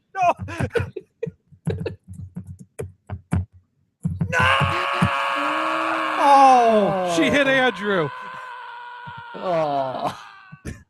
Andrew, Nice. vocalist of Triforce. Did you like Andrew singing during the break? Yeah, it was good. She's like, yeah, Gothard had to mute it. He didn't like it. yeah. I turned you way down. No. So Gothard. What conversations people have during your breaks? Gothard, have you told Mike about your tree farm yet? No. There we go. There's our topic. Next time we're drinking, I'll have to have a laptop with me so I can start playing audio of things. What I would love is the Wendy's bite. The Wendy's bite. Oh, well, we could play that. That one's short. That's let's. I gotta get an MP3 of that somewhere. I probably have it. I just don't remember where I put it. Yeah. Let's see. More than you can chew. Prepare your baked potato the way you want us to. Wendy's salad bar where the fixing's right. And our all beef burgers. Take a Wendy's bite. Take a Wendy's bite. Wendy's bite. Take a Wendy's bite. Wendy's bite. Hey, at Wendy's, we've got 100% pure beef burgers that will never let you down. And delicious baked potatoes, well, simply, they're the best in town. Oh, there we go. That's a classic right there. I've heard their food has changed, though. The what? I heard the Wendy's food changed a little bit. It did? Yeah, their French fries are horrible. That's a shame, because I love their fries. Boom. What the heck was that? That was awesome, is what that was, right? No, since Arby's bought them out. Wait, I heard Arby's they owns changed stuff. Arby's owns Wendy's? Yeah, they bought them out. Well, that Yeah, they're making their patties smaller, apparently. Well, the burgers are still good, though. Well, when was the last time you were there? A few weeks ago. Oh, good. I'm glad to hear that. I was really worried about the Wendy's quality after Arby's bought them out. People were saying it weren't as good. When did this happen? About a month or two ago. Oh, well, I don't know. Maybe they're still using old stock or something. But I haven't noticed a change in their burgers, but now I'm going to be paying attention. Maybe I need to go there to. Oh, great. We'll probably go there. We'll probably go there for lunch tomorrow because I need to. Do this. I didn't buy a bag of salad for lunches this week because I took Monday and Tuesday off, use up the last of my vacation time. And, if you want, I found a carrot in my crisper drawer from the last time I watched the guinea pig. Trish here is drinking on cam. Oh, Any what's booze? she drinking? What is it? Burnett's vodka mixed with iced tea. There we go. Fancy. Yes. Good stuff. Now, What do you think? I'm going to be normal and drink something boring? Yeah, right. I drink non-fermented wine. Non-fermented wine. Grape juice. Yeah. Cranberry juice. Cranberry juice. Well, that'd be Yeah. non-fermented cranberry wine. I didn't say what It's kind gotta of be wine. Burnett's. There you go. I got the coffee in the fireplace coffee mug that I just bought. Oh God! What's the shocker coming back? I don't know. I think the I'm guessing what Cooper's going through a separation of some sort. So I'm thinking that's probably occupying much of his time, and I think she owns the basement right now. Yeah, she owns the basement. So and they could they were barely getting the show done with the basement full of equipment. So you know, some people some people can broadcast with a laptop and a microphone, and then you got people like the Shocker that they had multiple computers, multiple microphones, and wires everywhere, and they barely had a connection that sounded anything like anything listenable. I really was like, gosh damn it, I need to visit these guys sometime so I can set their shit up right. Well, their biggest problem was, well, there were technical issues, but there was also bandwidth issues. But basically, what bandwidth? Yeah, well, they were always so Is that choppy. free now? Hey, that was my problem. No. They had that problem before you made it fashionable there. Fashionable. Fashionable. No. Nothing Venison does is fashionable. What? Anyways, so Trish, anything else you wanted to chime in there with? Yes, I want to show you guys the cat I rescued over the summertime. Look how big he got. I gotta go get him. Yes. Okay. You got a All right. kitty. Got a kitty. It's too Kitty, bad kitty, Brian kitty, isn't here kitty, this kitty. week. Brian likes the kitties. What? Well, Brian's in Japan right now. Brian's heading to Japan. Yeah, I hope he goes to Akihabara. I think he should buy stuff there and go to a cat cafe. Oh, that's right. We need him to go to. We've asked him to do this for research purposes. Yes. You Now, need a cat girl cafe, no, but a cat cafe, there you go. I think he needs to try both and then compare them. I would like to try both. They have one. They have a cat cafe in Oakland. Now, what about Cat Girl Cafe? If they had one in Oakland, I wouldn't be here right now. I think I would probably live outside the door. I'd be like scratching at the door. Let me in, please. Scratching at the door. I would. I'd be scratching at the door of the Cat Girl Cafe. Oh, look at Kitty. Kitty, kitty, kitty, kitty, kitty. Kitty. Kitty, kitty, kitty. What have you named your kitty? Your rescue kitty? This is Monty. Monty. Monty. Ooh. Monty. A Monty. Monty. Monty. Nice. Kitty, kitty. I think you rescued it this last weekend? No, I rescued him June 30th. I found him in the woods. Oh, my birthday. Abandoned. Uh-oh. You know what? I think it's our cat, Gators. Well, no. Remember Basil? Basil's original name Basil was Monty. Basil was Monty, but this cat is no Basil. Okay. Yeah. Does it eat a sponge? Eat a sponge? What? That's right. Basil ate the sponge. See, Basil was came from a shelter, and the shelter had named the cat Monty, and it was a very playful, friendly, and quiet kitty at the shelter. And then Gothard brought it home, and it came in, looked around a bit, opened its mouth up really wide, and let out a Siamese yowl. And so like, oh, no. So Kitty is now yours and happy at the home now. He is spoiled, rotten, healthy, happy. Yay! Yay! He gets roasted chicken for breakfast. Wow, he eats better venison. Of course, that's not hard. So yeah, an omelet. Yeah, tell me about it. Oh yeah. Now, if you found a abandoned venison around your yard, would you take venison in and feed them? No. No. You probably spray it with vinegar and tell it to go away. No, I think she'd come out bearing arms and shoo him off the property. She'd sick her a cat kitty on him. Yeah, there you go. I can purr and cuddle too. Ew. You're not helping your case any. That's just venison. That's just you're creepy. No one wants a purring, cuddling venison. No. No.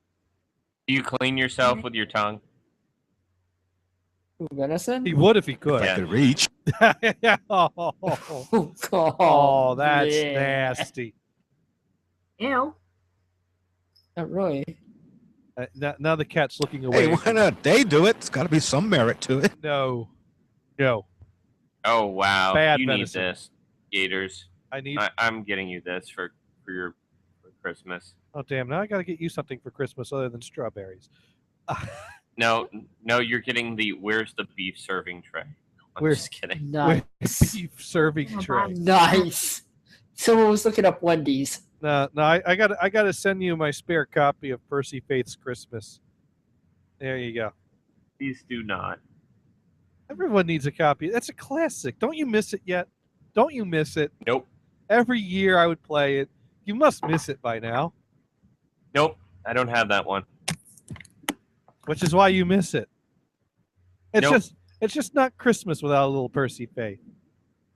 Yeah, it I is. have the Frank Sinatra Christmas album. I have the Burl Ives one, the Ventures, the Charlie Brown one of the Mormon Tabernacle Choir, the Oh, that's a Canadian good one. Brass, Yeah. and a few others.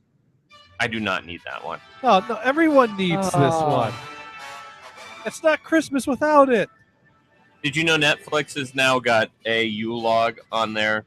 I noticed you say. saw that. I noticed you said a U-Log. Yes, because High def. It's 1080p. I have learned that it's not the U-Log. Because it's like MIDI music. It was terrible. There's only one U-Log that is allowed to have a "the" in front of it, and that's the U-Log, which is BWPIX. Now, is that on the 90-inch screen? No, they put a U-Log on the 90-inch screen, which includes crackling sound effects.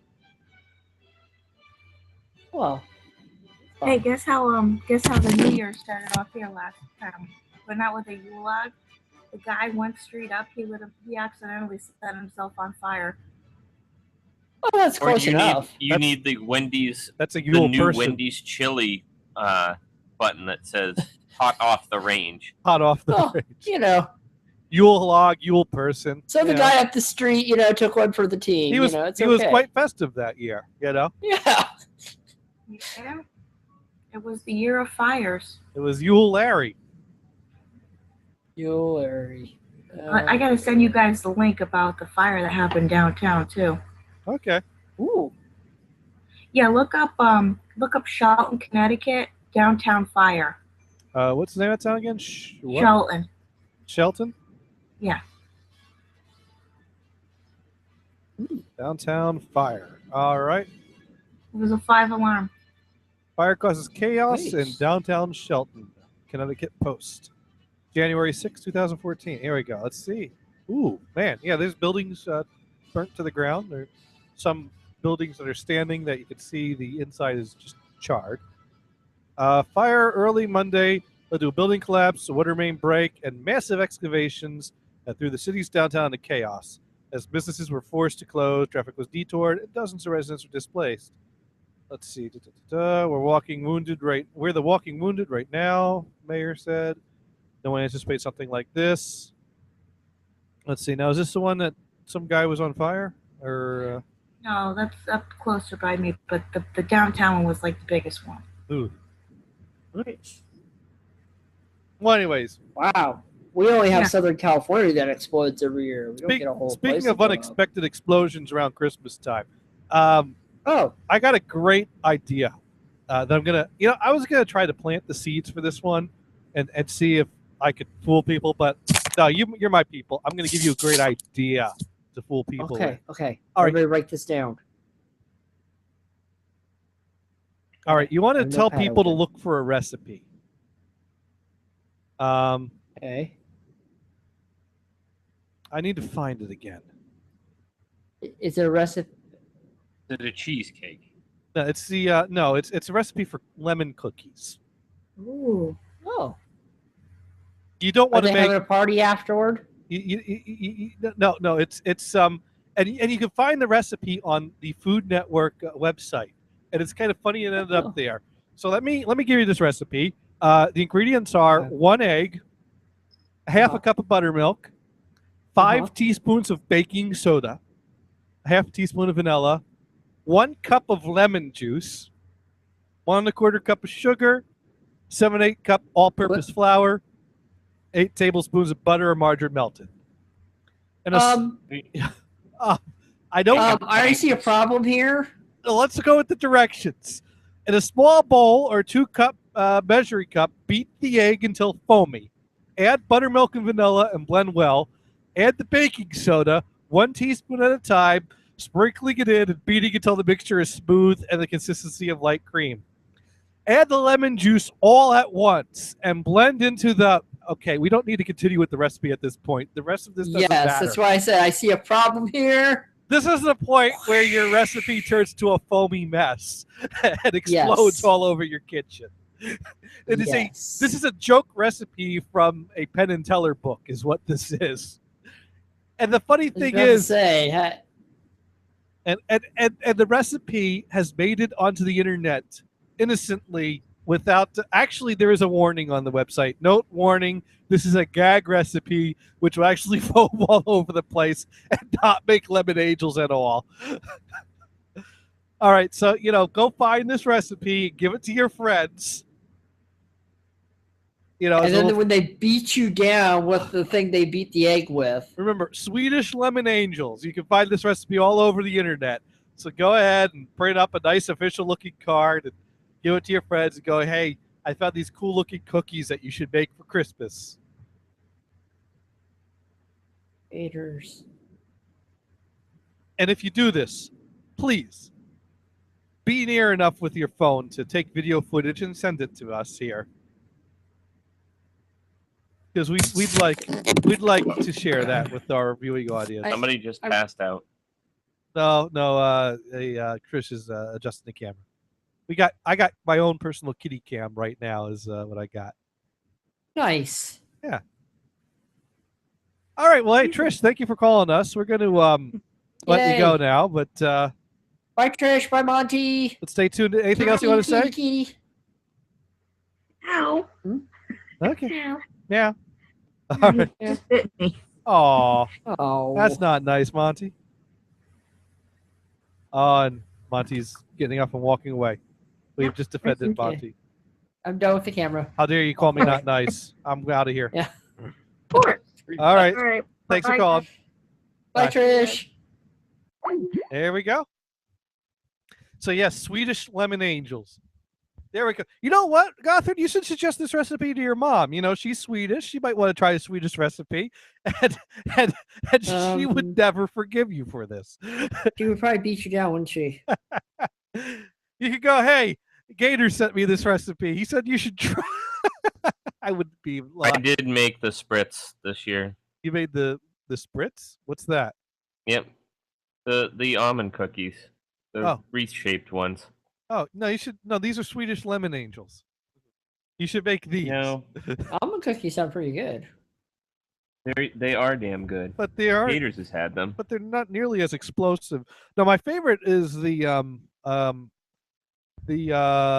eclairs. Your mom's eclairs are really good.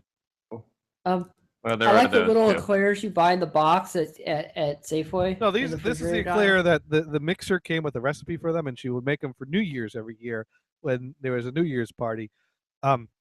Which the last year my mom has discovered that she has an allergic reaction in her stomach to sugar and flour. So it's been really depressing this year. Celiac. Oh, that sucks. Yeah. It's not totally a celiac disease, because celiac disease would be you just can't have it. Yeah. But it's just like, she's like, I miss all this stuff, but it's worth it not to feel like shit. Yeah, I can see that. All right. Well, anyways, woodshop. So she's basically gone completely Atkins. Very similar. There you go. anyways. Yeah. Very similar. And she's probably lost a bit of weight too. Lots of it. Yeah. Well, that's right. I think she was looking much. I do recall commenting or noticing. Or yeah, she was looking really good. Anyways, Woodshop sent us a link. Why did you buy me that.com? Which is always great to kind of review around the holiday time. Some gift ideas. This is one of those sites that I guess we just browse at a little bit because it takes forever to go through the whole site. But people, it's a site for you to submit pictures of things, bad gifts that you've received that you're like, what the fuck, man? And like we got a what is it? My grandmother bought me this NSYNC blanket about 3 years ago for Christmas. Oh. Wait, 3 years ago? NSYNC hasn't been in style since. Ugh. I never considered them in style, but that's me. Well, there was a period of time where the teen girls were big in the NSYNC and the Backstreet Boys, and I could never figure out what the difference between them was. I think it had something to do with their haircuts. That's the best I could figure. You know, I figured they took these 5 Their guys. flatulence. I figured they were both the same group of guys. They just did their hair up differently and alternated between what band name they used each week. That was my theory when it came to the Backstreet Boys and NSYNC. All I knew is that we were an NSYNC family. And I know this because my sisters are fans of NSYNC. And when your sisters are fans of NSYNC, you know it. You know? Gators, how many of their tapes did you steal and keep for yourself so you could listen to them secretly? None. No. I was never allowed close enough to I mean, I would never want to go anywhere near them. I see. The reason you weren't allowed close enough to the tapes because they knew you'd burn them. Because I would burn them. Like, hey, look, it works in the microwave. Yes. You know, do you know that the microwave could play a CD? Yes. Hear that crackling noise? That sounds much better than the music on the disc. It's a better way to play it. It sounds. And look, the microwave's smoking too. It has a much warmer sound to it in the microwave. Oh. Yeah, it sounds warmer. Put vinyl and see what happens. Yeah. Oh my goodness. There we go. Keep in mind that they broke up in like 2002, and I was never really a fan. Me and my sisters were dying, trying not to burst out laughing when I opened this. Thanks, Graham. Now we know what to get Gators for his birthday. Some NSYNC. There we go. Let's see. Someone posted a picture of a standard bedroom pillow, plain white bedroom pillow. This is what I got from my witch-in-law for Christmas one year. Yes, it's a white pillow. I didn't ask for a pillow, nor did I ever mention needing one. My boyfriend at the time received 2 pairs of brand new Nike shoes and $100 cash. I knew she hated me, but this sealed the deal. I don't know if this is necessarily malicious or just I don't know what to get her, so people can use pillows. But certainly it's cheap. Here we go. Someone got from the grandmother a marijuana home drug test. Oh. Not sure what the... I'm 13. My aunt got me a penis that grows in water. I wonder what she thinks of me. Nice. Oh, it's just Yeah, like you can give me one of those. No, it's I think it's one of those like things that's like a little tablet that turns into a big sponge. I don't It's think like the little dinosaurs you used to throw in the thing of water that grow to 400 times. I mean, when it's hard, it's too small, and when it gets big, it's a soft sponge. I mean, so what would you do with it?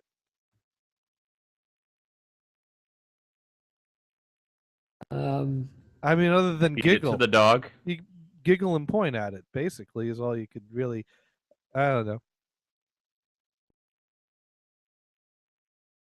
Let's see. Oh, someone got a Disney princess suitcase. My friend probably hates me as she gave you this horrible Disney princess suitcase and Sleeping Beauty nightlight. I turned 24 this year, and I'm male and not a fan of pink either. Needless to say, I regifted both the day after I got them. Next year, I prefer cash or no gifts at all. That's probably a joke gift because I remember one year, me and Genocide Rob bought Doogie a horsey for his. Oh, you know, it's one of those broomstick with a horse head on it, so you can kind of gallop I'm sure around. He loved it. He probably rode around on it all the time. We decided to go to Toys R Us and find a nice gift for Doogie. And we saw I wanted to get something that was hilarious, and I didn't think a horsey was that hilarious, but Genocide Rob liked it, and I couldn't. Doogie loved that horsey, I bet. Oh, he did. He was telling off all his friends at work about it. My friends got me a horsey. I got it in my trunk, and it was nice. And I think one year, me and Doogie got a Christmas gift for Genocide Rob. We got him a singing Christmas tree. Those are awesome. Yeah. They move around and they sing. Yeah. As long as you didn't give him the Billy Bass, because then he probably would hit you with it. No, we didn't give him a Billy Bass. Billy Bass. They never got, but they never got me a good gift. They one year for summer they made a pillow version of me so that when I was at college they could still ride around with me in the back seat. Nice. They actually took a pillowcase, That a shows pillow, how much they missed you. and a pillowcase, and drew a head on it, or a face on it, and labeled it. And they made it. So whatever. It was stupid. Oh, I mean, that shows they missed you. Let's see. Someone here posted a picture of a Justin Bieber alarm clock. This was a secret Santa present from my boyfriend's niece. I'm a 31-year-old metal fan. I have no desire to be woken each morning by Justin Bieber. I managed to give it away to a friend's niece. There we go. So yeah, why did you buy me that.com? Great site to look for some gift ideas. Or you could bake a batch of Swedish lemon angels. Those always go over well. Just remember, add all the lemon juice at once. Go ahead, Gothard. I just made the Swedish spritz, and they're a pain in the ass because you have to use a cookie press. Oh, you know press. the And Swedish press out. the Swedish lemon angels don't require a press. No. I made over 200 of them, and I had to squeeze out every one of them, and connect them. The great thing about the Swedish lemon angels is you can make as big or small as a batch as you want to. I recommend trying to double the recipe. And I learned from my mother how you make that many cookies, and pay attention to making sure that they're perfectly round. Byron tweeted in, and it's very similar to Neo's secret way of dealing with those kinds of things. Yeah, burning it.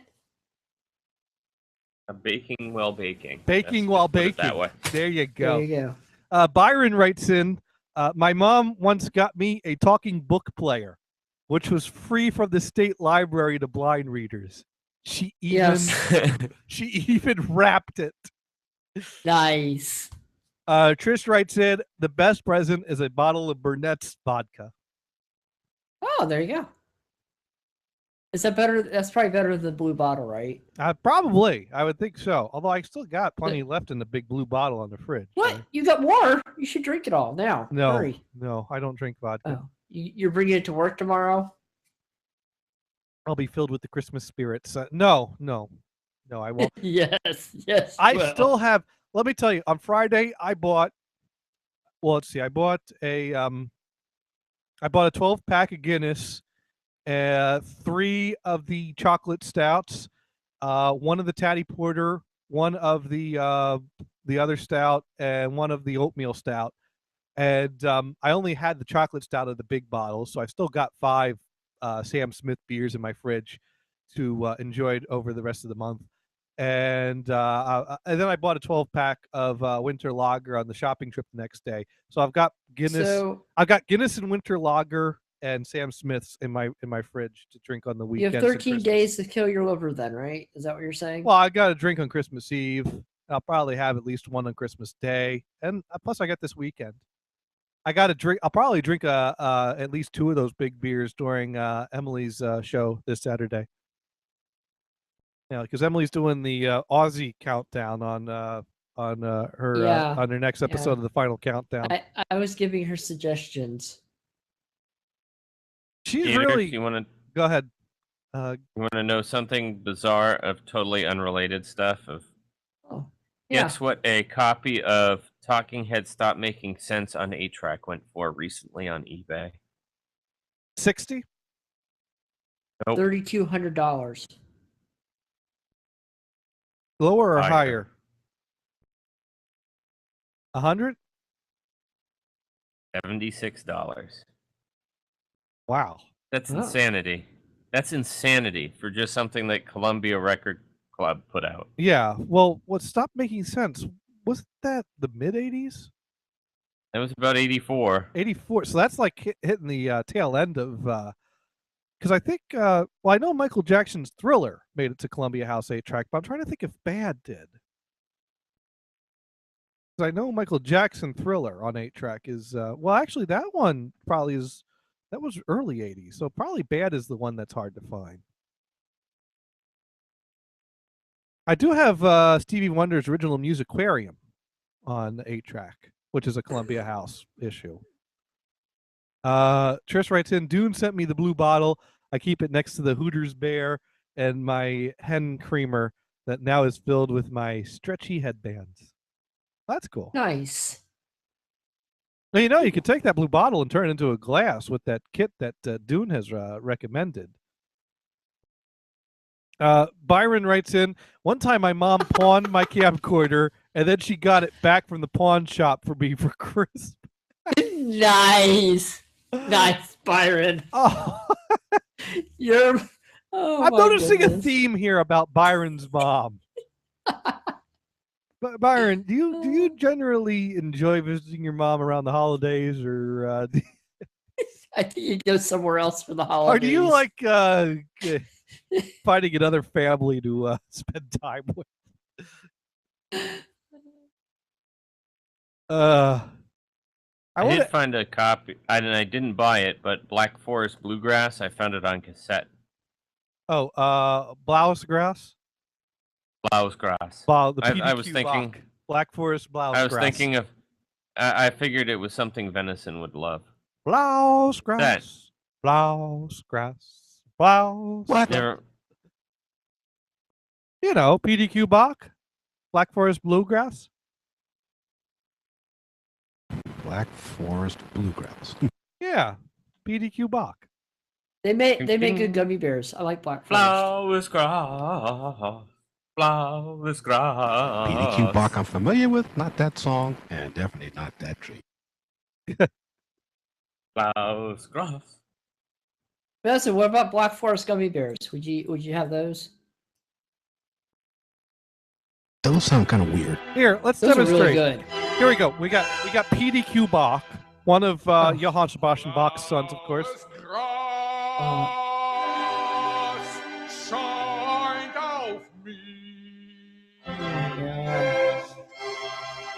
I mean, this sounds like serious classical music. Kind of. That sounds just like... With a bad vocalist.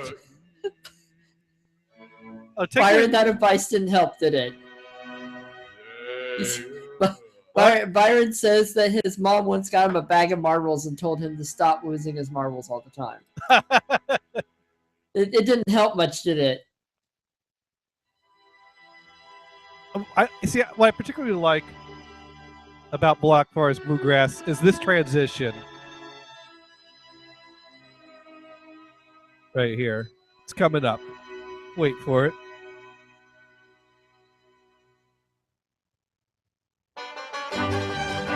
There we go. And they're off. No, Venison, you don't dig this? Black Forest Bluegrass? Wait for it. The singing is wonderful. Yes, as you already heard some of. Did I detect a banjo in there? Just a little bit. Yes, you did. Flowers grass. Flowers grass.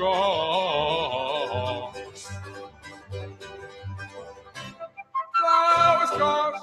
Flowers grass. Flowers grass. You get the idea. Sounds like something Monty Python would do.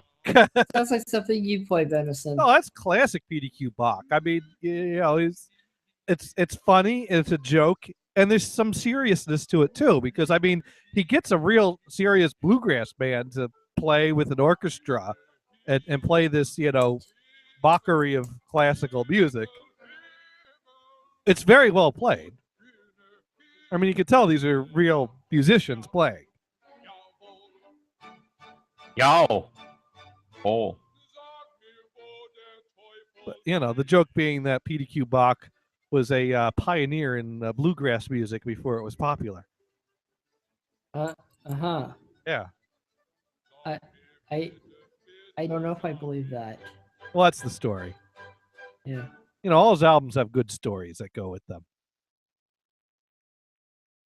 Yeah, I think I own a little bit of PDQ Bach. You know, but that's actually, I don't think I ever got marbles for Christmas, but remember they had square marbles for a period of time.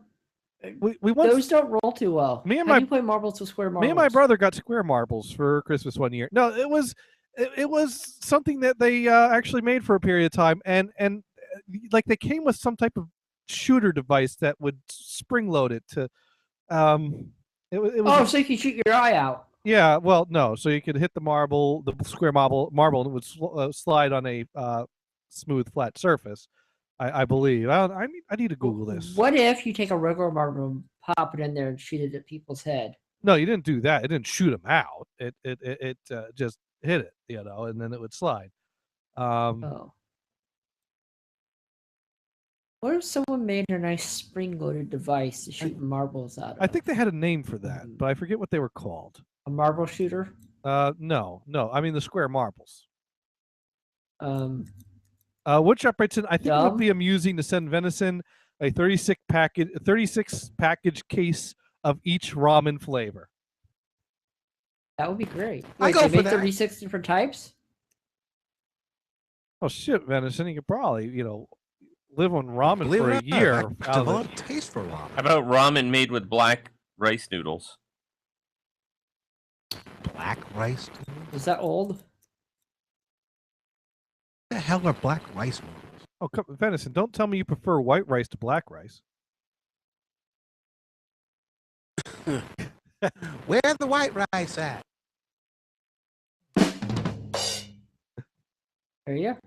There we go. Jeez, I don't know. I can't find anything about these square. I know it was a thing. It was a thing because I had commercials for it. Sure? They had square marbles. It was totally a thing. They had commercials for them. They were popular for like a week or two. Were they as popular as Garbage Pail Kids? Was no. Garbage Pail Kids are timeless. They lasted for years. But let's see. Byron Lee. Byron Lee. Blah. Yeah. Byron Lee tweets in, I love the bit about Taco Bell where the radio lady loses her marbles. LOL. There we go. All right, let's see. Do I have any material that we let's see. No, we covered that last week. We have a show last week? I think we did, right? Yeah. No, but I think I got to everything I needed to. We talked about the gas leak. Yeah. We talked Gas about leak? beer. Yeah, apparently there was a gas leak at a furry convention. Let's see. Byron tweets in theme song Taco Bell Cannon .mp3. Yeah. Yeah. I think they should make one for Taco Bell called Taco Bell. Taco Bell. Taco Bell. Well, Pete Schickley's still doing stuff, right? Maybe we need to tweet him. Maybe we need to. Is Pete Schickley on Twitter? Maybe we need to suggest that Pete Schickley. Peter Schickley. He's the guy behind BDQ Bach. Oh. You knew that, Venison, right? Sure, Venison knew that. What? Yeah. Never mind. I got a little distracted. I'm sorry. What are you? Are you still listening to your Fat Boys discography, Venison? I think he's rounding up the ingredients to make himself a batch of Swedish lemon angels. He was Wait, listening. he has those kind of ingredients in the house? I don't know. I doubt it. Venison, do you have any lemon juice? No, not a big fan of lemon. Oh. Well, okay. I think lime would work. Got any lime juice? Nope. How about some of that vodka you drink? It's probably like vinegar. I got high C. Is it Ecto Cooler? You wish. Why did they make that for that one day of freaking Ghostbusters? No, they they- should have sold that. They would have made a buttload of money for They that day. made that for years. They should have brought that out at the theater just for that showing of Ghostbusters. Oh, they should. Well, High C should actually. I don't know what happened. I guess it fell out of fashion because, well, they used to make Citrus Cooler, and then they changed the name of it to Ecto Cooler and put Slimer on it, but otherwise the label was exactly the same. Because I remember, I thought it was Citrus Cooler. It was someone pointed out, why is Slimer on the container? I'm like, I don't know, why is Slimer? And I realized, oh my god, it says Ecto Cooler instead of saying Citrus Cooler. How weird is that? But at some point they changed it back to citrus cooler, and they renamed it, and I think they tweaked the recipe a little bit. At some point they stopped making it be green and made it orange, and eventually Well, that's no good. Yeah, no, Should've made it green. Well, at some point, there hadn't been a Ghostbusters movie out in years, so the whole Ecto Cooler name just fell out of fashion. Well, yeah, but they should have had it for one day only. Well, but I don't know. No one asked Hi-C about it. Should have. And Liam just retweeted a link to the No Holds Barred Radio Christmas special podcast. Thank you, Liam. I'll have to Gators will do that. Download that soon. Yeah, I'll have to download that. Check it out. Yeah, because Steve is on there. Yeah, Cowboy Steve. Did he move? He moved somewhere, right? Yeah, he moved to North Dakota, where he can carry around a gun now. And apparently, the police cold there. Police like it when you carry your own gun. Oh, makes it easier. Well, apparently, the police have a respect for citizens that exercise their right to bear arms, because he called I like it the idea of arming bears. arming bears. That's that's an interesting idea. Byron writes in, I'm vaping Ecto Cooler right now. Nice, Byron. Nice. He's vaping it. Vaping. Is that is that something like Well, he is smoking. It's an e-cigarette that he has. If you didn't break it in his show last night. And they make Ecto Cooler flavored e-cigarettes? Apparently. Huh. It's just a juice that they put down there. It's like a glycerin juice. Well, e-cigarettes are probably worse for you than cigarettes. I think Byron was going for the. I don't know, Byron. Are you still doing the zero nicotine ones right now? Isn't part of the e-cigarettes the other stuff is that, like, you can wean yourself off using the e-cigarette? Yeah. There's like the ones that's what Staddington has done. He's done that. Because I know I had one the company I worked for sent out a memo one year basically saying next year we're gonna they were gonna charge a surcharge for health care for smokers, which I think is well, on the one hand I understand the concept that if you're making a choice that's going to affect your health, maybe you should pay for it. But on the other hand, I kind of feel like it's kind of shitty to discriminate against smokers like that. Mm-hmm. And so I didn't feel strongly enough about it to actually do anything. But I know one of my coworkers had a e-cigarette at work, and she was like, "I'm quitting. I'm using this to quit because she can't either afford that or smoke weed with it too. She can't afford to pay more for her health care the next year." So I gave you a year to get yourself off of it, and they gave you like suggestions for quitting, like, you can call this number for help to quit. They sell these kits at my college. Like they have the smoke off week. They sell those little kits to help you stop smoking. I just get them so I can get the. They come with like little straws and toothpicks and gum. I just get them for the gum. I say, I'm quitting smoking, and I grab it more like this big thing of chiclets. Oh, they don't give you like the Nicorette gum? No, it's real gum. Oh, they're chiclets. I was gonna say, why would you want to chew that? But it's chiclets. You steal the. No, they're giving them away for free. Oh, they have rubber bands, but they're intended for people that need them.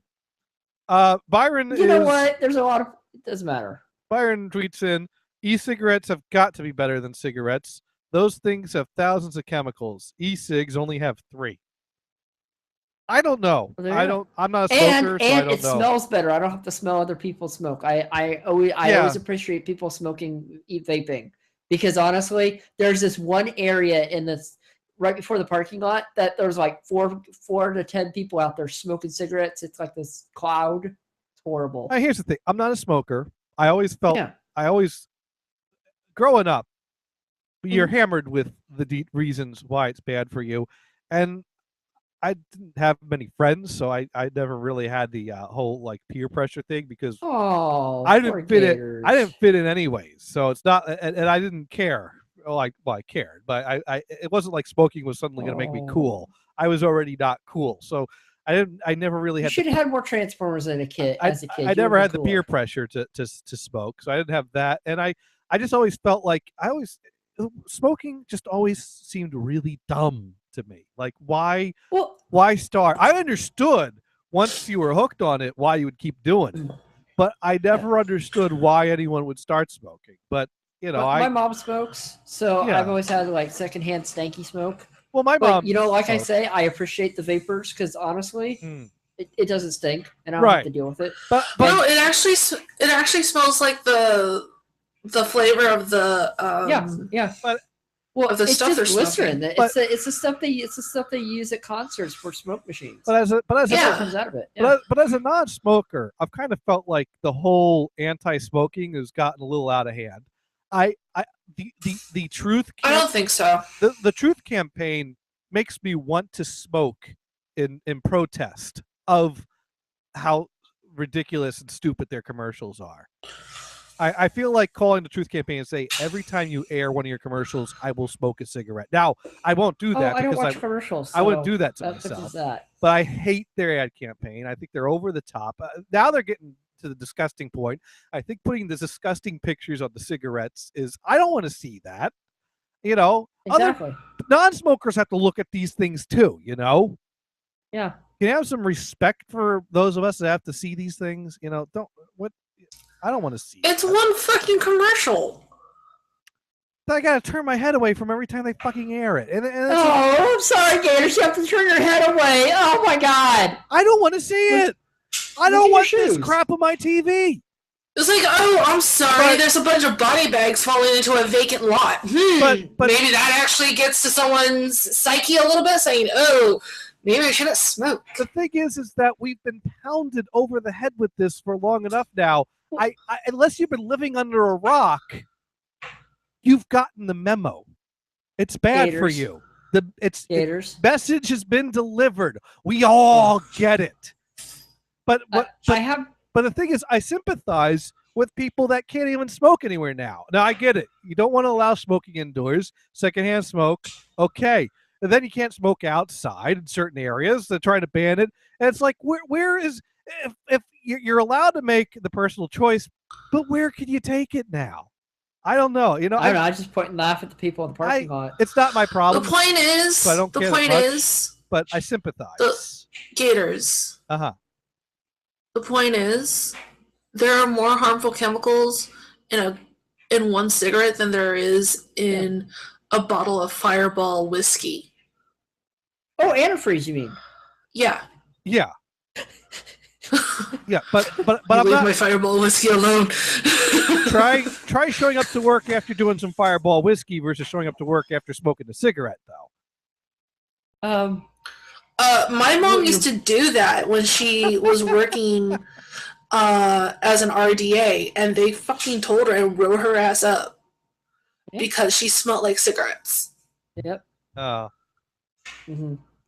Well, the problem is when you're in people's faces all day and stuff, it's harmful to anybody else that smells like cigarettes. I don't know. I just think the anti-smoking campaign has gone a little out of control. It's like we all get it. Let people live their lives. Give the information, but let them live their lives. Will you let other people freaking talk now, Gators? Goddamn, you've had this whole fucking show to talk.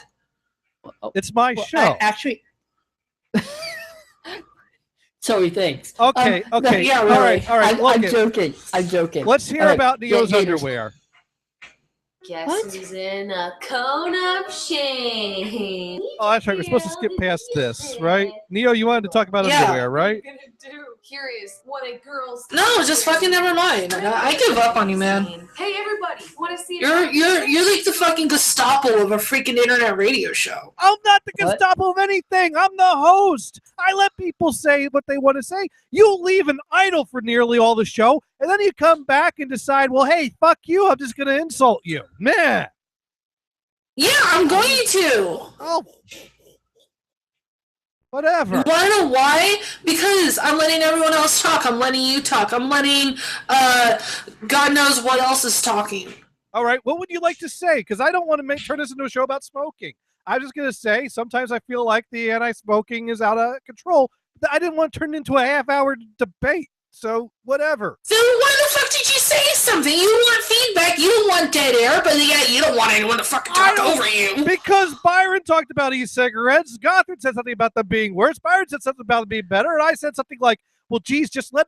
And the thing is I felt like, the e-cigarettes, yeah, they don't smell. They're not as stinky, and they're better because you don't get like all that secondhand smoke. But then they're starting to ban those everywhere. And it's like, Jesus, let the people have something.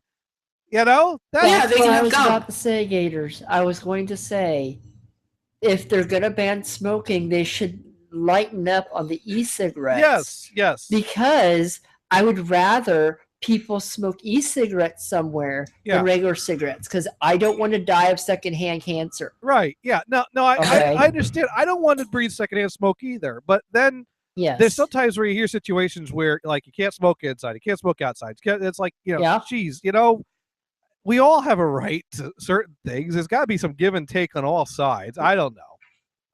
But the e-cigarette seemed like the perfect compromise and the perfect solution. And now they're banning them everywhere. And the problem is they're banning them. They're banning them everywhere. And it's like, come on, let them have something. You know why they're banning them, Gators? It's because people have modified them to smoke weed and other substances besides e-cigarettes. Well, let them have their substances. Whatever. Let people smoke what they want to smoke. It's kind of like, I feel like the people that are like, cracking down on e-cigarettes are like the same type of people that want to crack down on, buying fast food. You know what? Let people eat what they want to eat. I fucking hate the group that are, trying to crack down on fast food. You know what? McDonald's, bad for you. Got the memo, okay? If I want to fucking eat it, that's my fucking choice. Get the fuck out of my face. Yeah, I fucking hate the anti-fast food campaign. Let these businesses do their business. Yeah, let us get obese if we want to be obese. McDonald's tried to sell healthy food. You know what happened? No one bought it.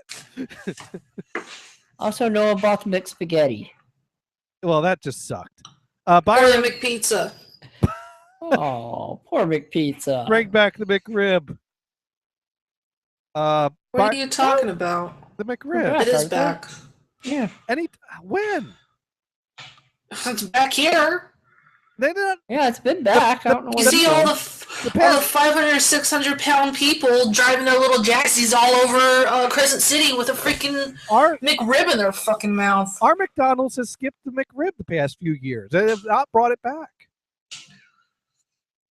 That's because they're probably not linked up to the franchise completely. Well, I mean, a few years ago they did, but then like last year, because I don't know, it's just pissing me off. Ooh. Anyways, Byron wrote in, I acknowledge that e-cigs might not be healthy for me compared to not smoking, but I do feel better than I did before. And that's good. Byron writes in, now I want to vape a Big Mac just to piss off a soccer bomb. You know what, Byron? You should vape a Jumbo Jack. There you go. Honestly, vape a Jumbo Jack. Byron wants Jack in the Box so badly, he doesn't get them in Chicago. Poor Byron. Okay. Now, Neo, was there a point to this underwear thing? Because I don't know if I have time for all this. Did you want to say something about your underwear? No. The reason why I gave you that underwear link is because all the fucking geekery that you were doing was making me almost grow a penis. Ew. Why didn't it make you grow a penis? Because I have a clit. And I'm just not in a horse clit. It didn't get so big it turned into a small penis? No, it did not. It's not she's not China. No, I'm not China, and I'm not on steroids. Okay. I don't know what to say to that. I'm sorry. I had to think of something that can counteract. But I was excited. There's a Pac-Man cafe. Yeah, you probably fucking splooged all over that idea too. But that's besides the point. Well, you could probably get Pac-Man panties. I know you can, but that's besides the point, too. I don't know. What kind of panties are you wearing today? I'm not telling you. Oh. That's right. You already told us. You're wearing the assless chaps today. Well, should you go to the bathroom? No, I'm good. Okay. That's because she's going to be in there for a while. Oh wait, No, it's because my dad's wanting to take a shower and he needs help. I'm joking. You didn't have to. I know. I can't. My dad's disabled and has COPD, congestive heart failure, edema in both legs, so he can barely walk. So I can't joke And about is on that. oxygen. No, that is By a the way, topic tell that if it- you tell him fucking not joke to smoke about, anymore. I wasn't going to. I was like, holy crap! Now we just got real. Yeah. We gotta change the topic. Yeah. But no, about the fucking panties thing. I'm sorry, it had to. I wasn't. It had to be done. Okay. Yeah. We sometimes Don't It had get your to be panties done. in a knot. Sometimes They're we need. not. Sometimes we need to talk about panties.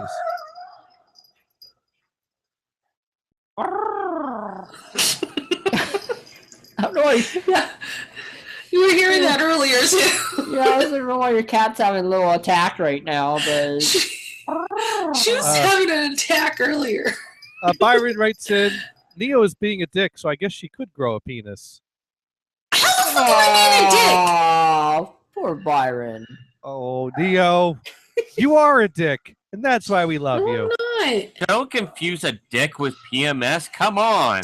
How the fuck is it PMS? What the fuck is wrong with you guys? I wasn't going to disrespect her that way, you know, because sometimes it's PMS and sometimes she's just a bitch, you know, whatever. But that's our Neo, and we love her. And sometimes I don't say anything because I don't want to piss anyone off. That's funny. Fuck that. That is funny. So what do you care if you Don't piss hold back. anyone off? I don't know, since for a while now. Just don't do any golden showers. Ew. It's nasty. And I'm gonna go kill a dog. Can you go kill a dog? How I you wanna gonna go kill a dog? Tell You're us how gonna you feed it onions? tell us how you do it because I we don't- need some ideas. I was gonna put it in the septic tank. Oh. What? Well, that might work. My mom put a dead rabbit in the septic tank. But it was Why'd you do that? Because it was dead, and we need the bacteria. And that's why the septic tank's all clogged up. There's animal But- remains in there now. But if the dog can swim, it could get out, and then it's gonna, No, it can't with the, the trap closed. and then it's gonna run around and get stanky shit everywhere. Not with the trap closed. Oh, bleh. What if it opens the trap? You can't because it screws down. Okay, you've thought this through. Well, duh. Byron writes in, don't take that comment seriously. I'm only joking. We love you, Neo. Yeah. Bullshit too. No one loves me. We love you. Oh my god, shut up! The dog loves you. The dog. That dog's gonna die. I'm gonna warn you, Gators. Hey, Neo, you want a good recipe? No. You can make some Swedish lemon angels.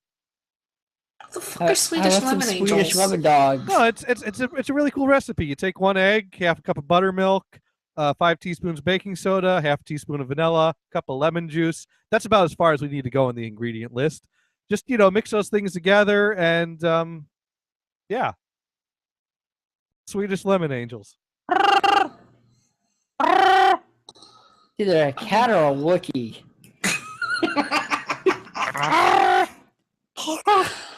It's a Wookiee cat. Wookiee A cat. Wookiee cat. I actually used to have a cat named Wookiee.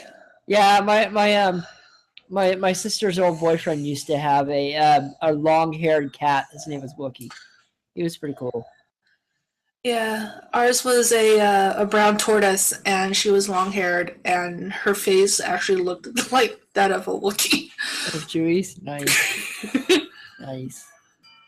No. Is it that time? It is that time. Yes. It's time. No. Yeah. No. Yes.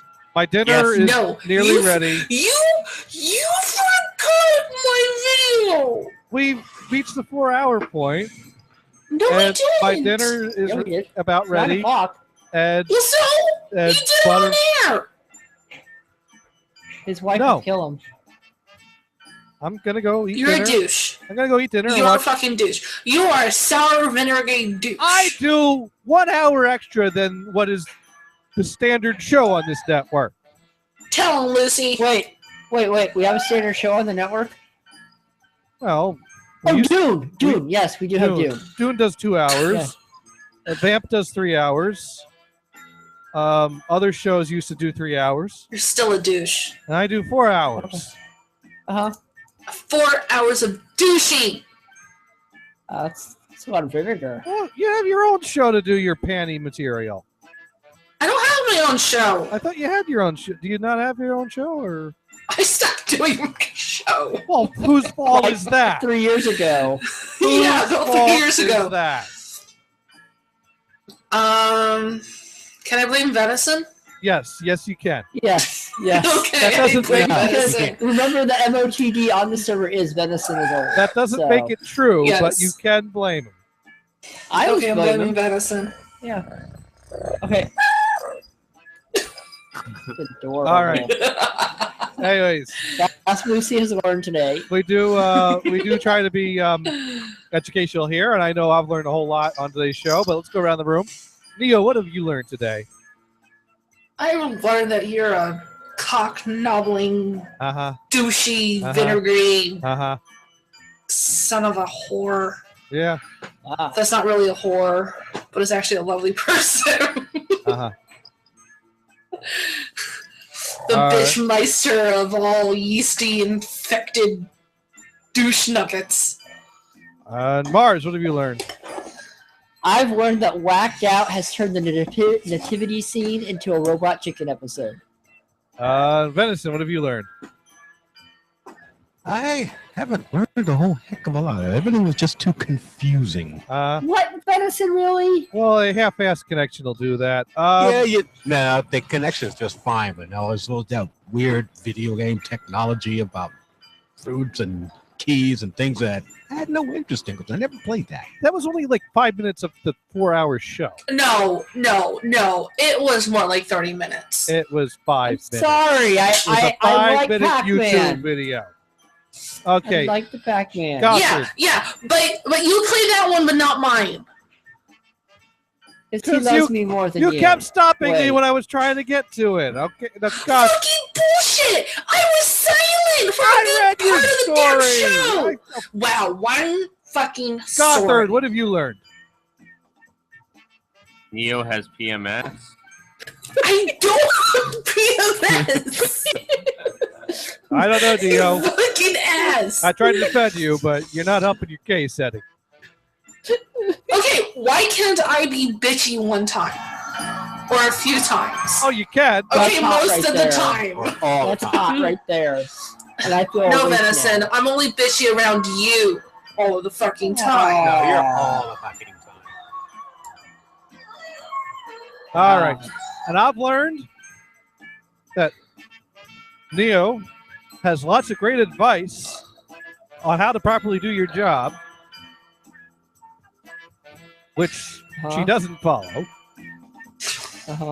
Actually, yeah, I do. And I've also learned that Mars thinks Neo and Assless Chaps is hot. Anyways, this has been another fun-filled edition of the Neo PMS Fucking Hour. Gondu. You're a fucking Gondu. Thank you everyone for listening. Good night.